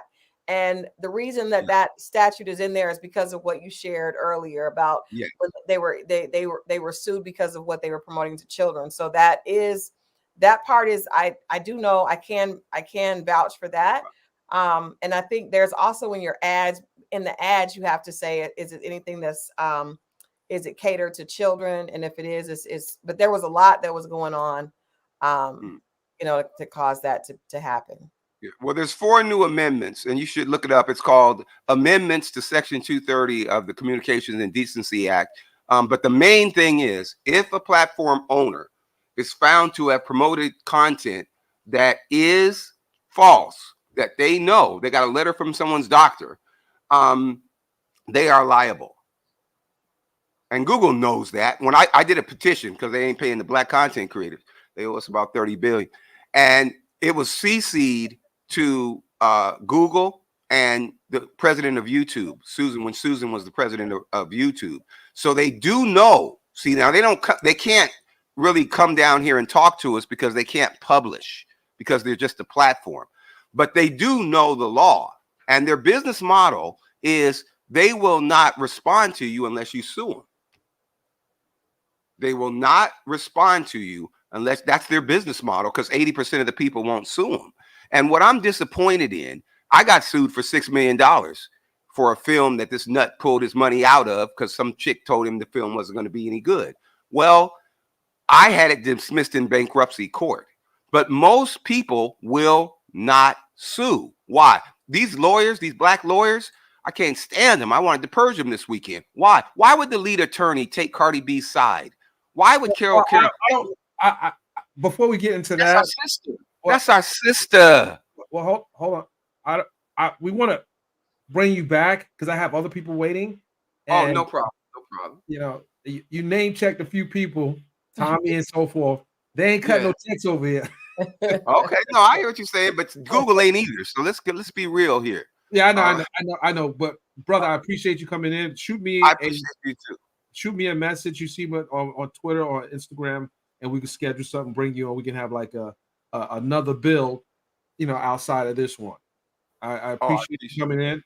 And what's your channel anyway? It's RBR. It's RBR Network, and then RBR Network for Women. Okay, all right, got you. Type it in the chat. Thank you, my brother. All right. Bye.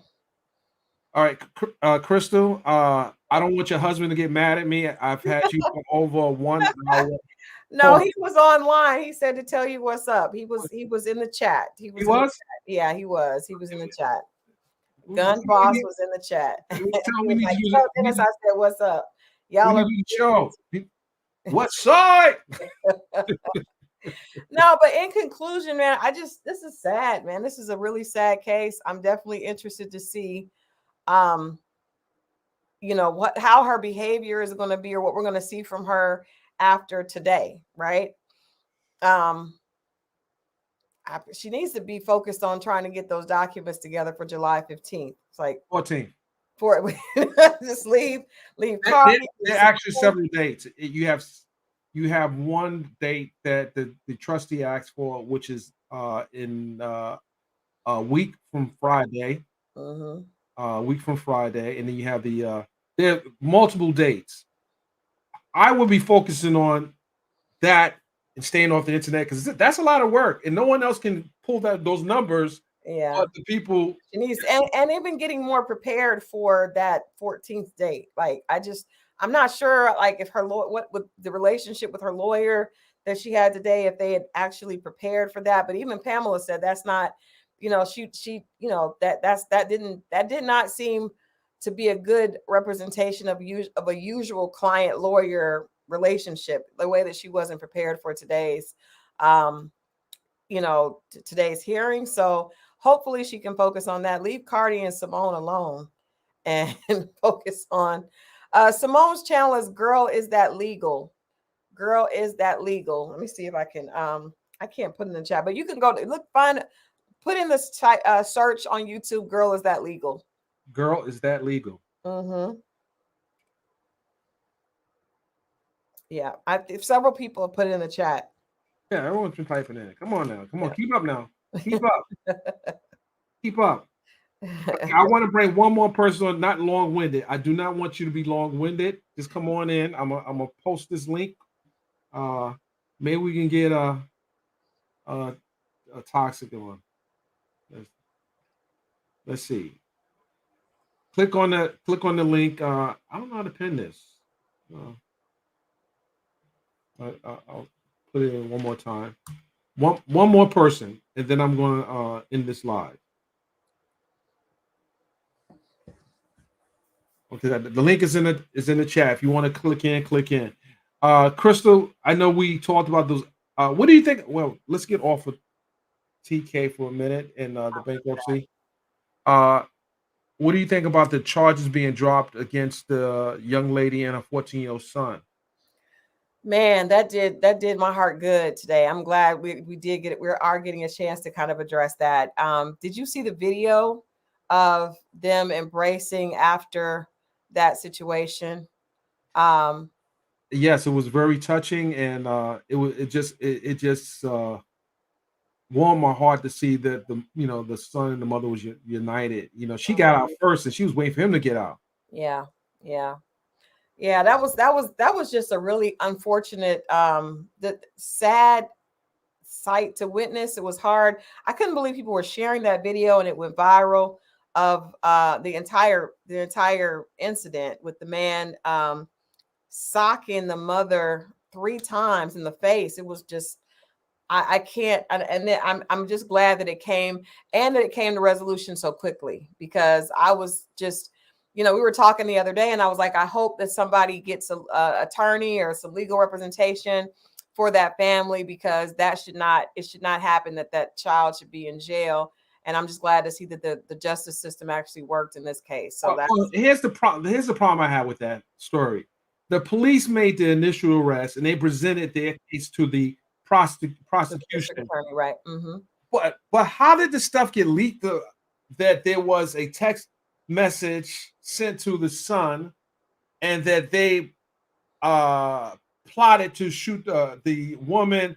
It was just a lot of messy stuff that this happened at the police level. But when it got to the prosecutor, and the judge before he got to the prosecutor, the magistrate judge put a $3 million bond on the woman, on the mom, yeah, and remanded the son to juvenile court. Mm-hmm. But when the dust settled, you can see in the video that you saw when she came in the store, when she parked the car. Mm-hmm. We don't know what started, and hopefully she may tell a story, maybe not. I don't know if she should. I don't know. I don't know if she should. I just think because 14 is, I hope, and we're in a very, like, this culture, everybody wants to talk all the time. I hope that they'll take some time before she shares a story. I do think, eventually she probably will, but I hope she takes some time. It's got to be traumatic. First of all, to see your mother be hit that way, and then to have to make that decision that's got to be traumatic. I saw a post today that just really touched my heart. It said that young boy had to be put in a man's position. His life is never going to be the same, because I agree. It was something that he had to react. And even though we champion him being a protector, that's not something a 14-year-old should have to do. Mm-hmm. And it's just heartbreaking. And so I hope they'll take some time to get him some counseling and some therapy, and even her as well, before they go on a media run. Because I think, and even the way social media, there were people commenting on it without all the information. People know how to switch the narrative, and edited videos are being shared. So I hope they'll take some time off. Yeah, I think so. I think at this point, yeah, it was traumatic for both of them. Mhm. The fact that she was also that gun that he got because she had a license for it. Right. I mean, what I I don't see no other way of them getting around it. Was she supposed to get beat to death, and he'd be without a mother? Let me tell you something. My son, you know my son, Dennis. Yes, of course. My son, if yeah. Yeah, most of us know anyone that is accusing her of doing something nefarious. It's just sad. And I see the comments. It's did she? Did it wasn't even a fight. When people put the narrative there was a fight. No, a fight is when two people engage. Well, his sister made a statement and said, they both might have been wrong, but he didn't deserve to have his life taken. And while I empathize with her because she lost her brother, it was not a fight. They both didn't do anything wrong. They were at the counter. So his sister, the deceased sister spoke. She spoke out. She put up a post and said that he didn't deserve to have his life taken. She said they both might have been wrong, but he did deserve to have his life taken for that. And like I said, I'm empathetic because I know, I have a brother that that has a past, the checkered past. And at the point, even when a family member does something wrong, you still miss that family member. However, they were not both wrong. It was not a fight. He hauled off and socked her 3 times with a fist. It was painful to even watch. Anyone saying it was right. And I tell you, the media, I'm part of the media, but I'm not part of that media. They put out there was a fight. There was no reason for that narrative to be put out that there was a fight when it was only one person that was the aggressor. It was an attack. It was an attack. It was a violent attack. Unsolicited, unwarranted, violent attack. And unfortunately, for the man's sister, I'm sure she's in pain, but her brother attacked a woman in front of an audience. And what also was sad to me, Dennis, is that there were so many other people around filming. That was awful. The guy the elderly guy, he left and walked out immediately. And you heard someone say, well, he told her to shut up, almost like that was his girlfriend. She deserved that. And somebody was saying, well, the girlfriend, you can tell she probably is used to being. Oh, he definitely if he's beating this woman, he's beating the other one. Strangers, absolutely. Yeah. Absolutely. Yeah. I don't want to talk about the dad, but that was just, it was disgusting to look at. And I feel like he had to be on something. Like I feel like, because if you notice, he was so angry. He had balled his fist up, and before he even did it, you could just tell he was it just. And I think there are a lot of people, that have mental issues and are self-medicating. I don't know what his situation was, but that's just not a normal response to whatever you're going through with someone. If you're having a misunderstanding, looked like they were at a place getting some food. I don't think it necessarily was about her. I think he was just in a bad place and reacted, and the son defended his mother. But I'm so thankful that little boy didn't have to spend any more time in jail after seeing his mother beat down like that. And now with the image of having to take someone's life on his own conscience. And that's the thing that people forget, that this is going to be traumatic for a long. He's going to think about this. Yeah, that's part. I mean, his life is definitely changed, from this. I think they should maybe. No, he's 14 years old. He's halfway there to like to college. Well, I did see Nicki Minaj put out a statement saying that she would like to pay for him to go to college if he wants to go. She said that he did what any son should do to protect their mother, and she applauds that. And I like that. I thought that was awesome. Before he was released, I was hoping that there were some celebrities and people were actually going to rally behind this family. So I do kudos to Nicki Minaj for putting that out. I'm not sure if it got to his family. That she posted that a little earlier today in the afternoon, but hopefully that message will get to his family and they will be able to take her up on that. And hopefully someone else will provide, some counseling and some therapy for both. It's going to be a lot, not just with the mother and the son, but the family. Family, This, right. this was just awful. Her pictures plastered all over. Her Mhm. name is just, it's just awful. Yeah. It's just, that even had to happen. Mhm. But you respect people's space. Keep your hands to yourself. Yeah. Let me ask you this, Dennis. So one of my friends called me and said, Crystal, this is a lesson. Like whenever, you as a woman, if you're out someplace, just and you see someone is acting irately, as opposed to arguing back with them or even staying there, you should leave. And I said, well, I don't think it's fair that you blame the woman because he was irate. He was just irate. But he said, as a man, my heart went out. And I wish that sometimes, we can't protect all women. We know that Black women are often not protected. There's often not, a protector around. But I could just be at a store. He said, if you see someone acting like that, there's no shame in turning and running or leaving the situation. And I just thought, I guess, as a man, there's a different perspective. As a woman, I just, I feel like there was nothing that she could have done. But what are your thoughts on that? I believe she handled herself the way most people will handle. Who gives him the power to tell her how to communicate? Right. If she's talking and she's not putting her hand on him, he should. I mean, he had a bruised ego, and he obviously showed it just by way of his actions. He Yeah. had no reason. She had no reason to retreat. She could have left, but why Yeah, should I she? think that yeah, I was at I went to my my stepdaughter's graduation, right? A few weeks ago.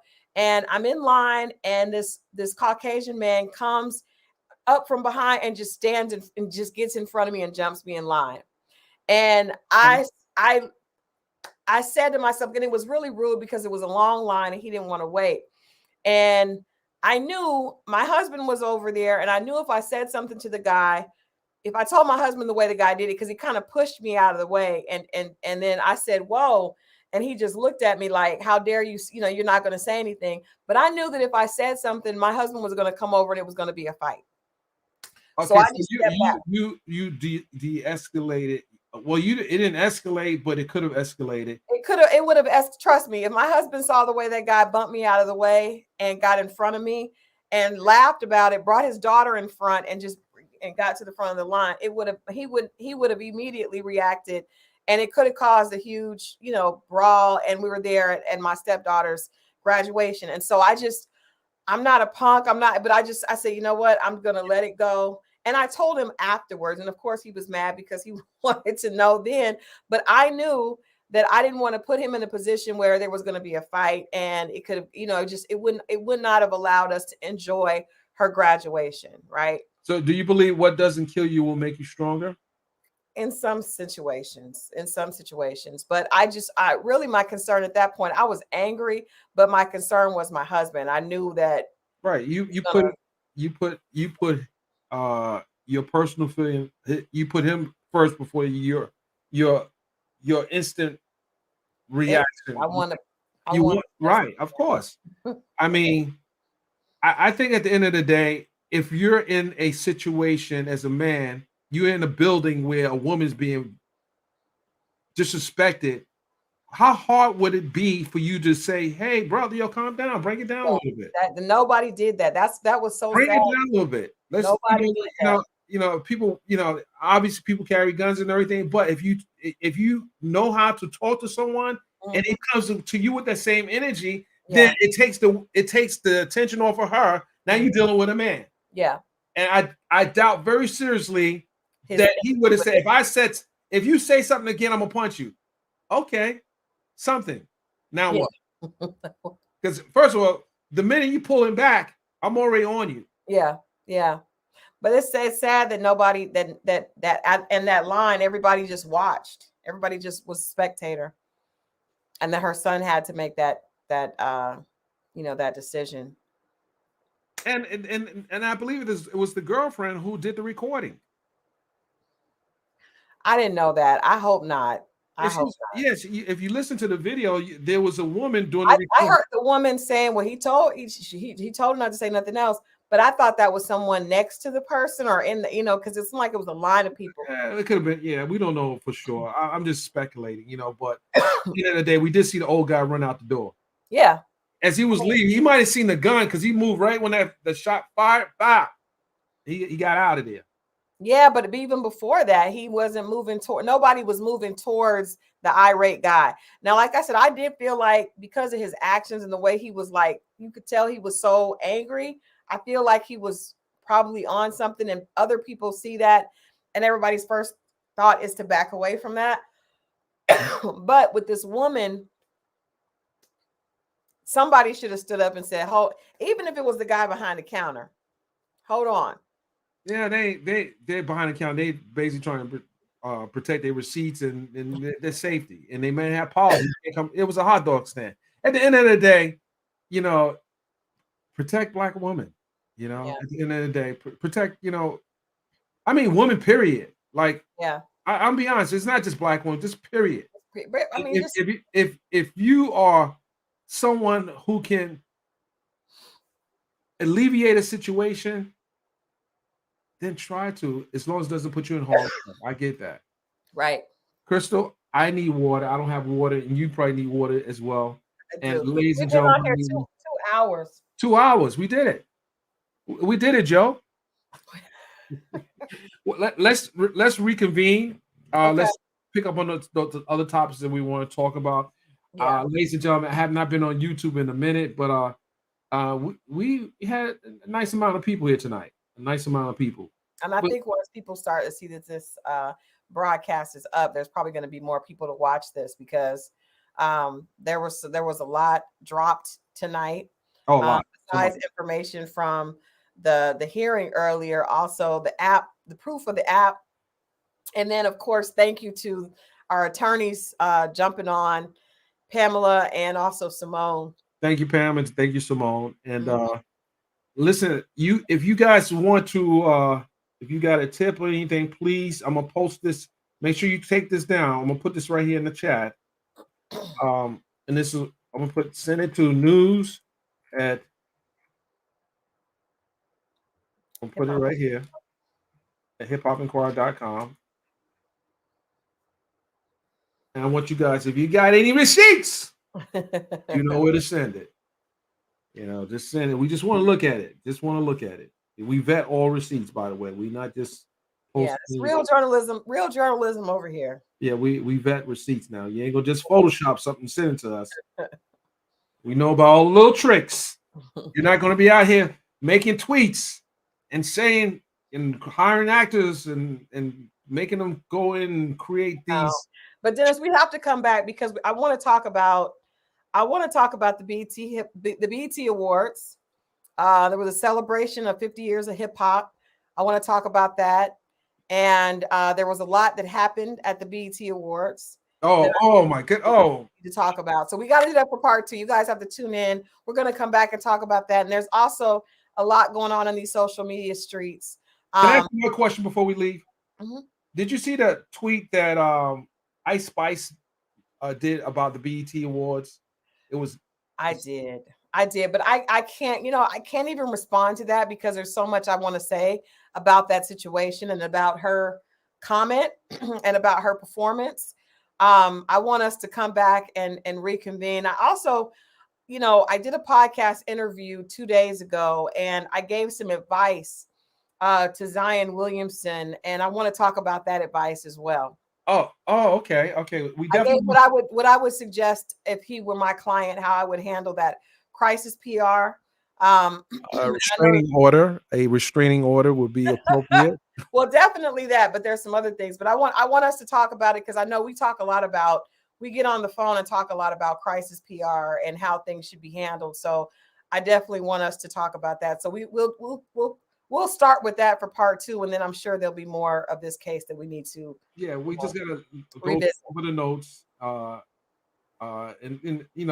because it was just earlier today, so I had to go with a bunch of notes, and I kind of did bullet points, but we'll come back to that. But I definitely want to talk about the Mariah Mills scandal.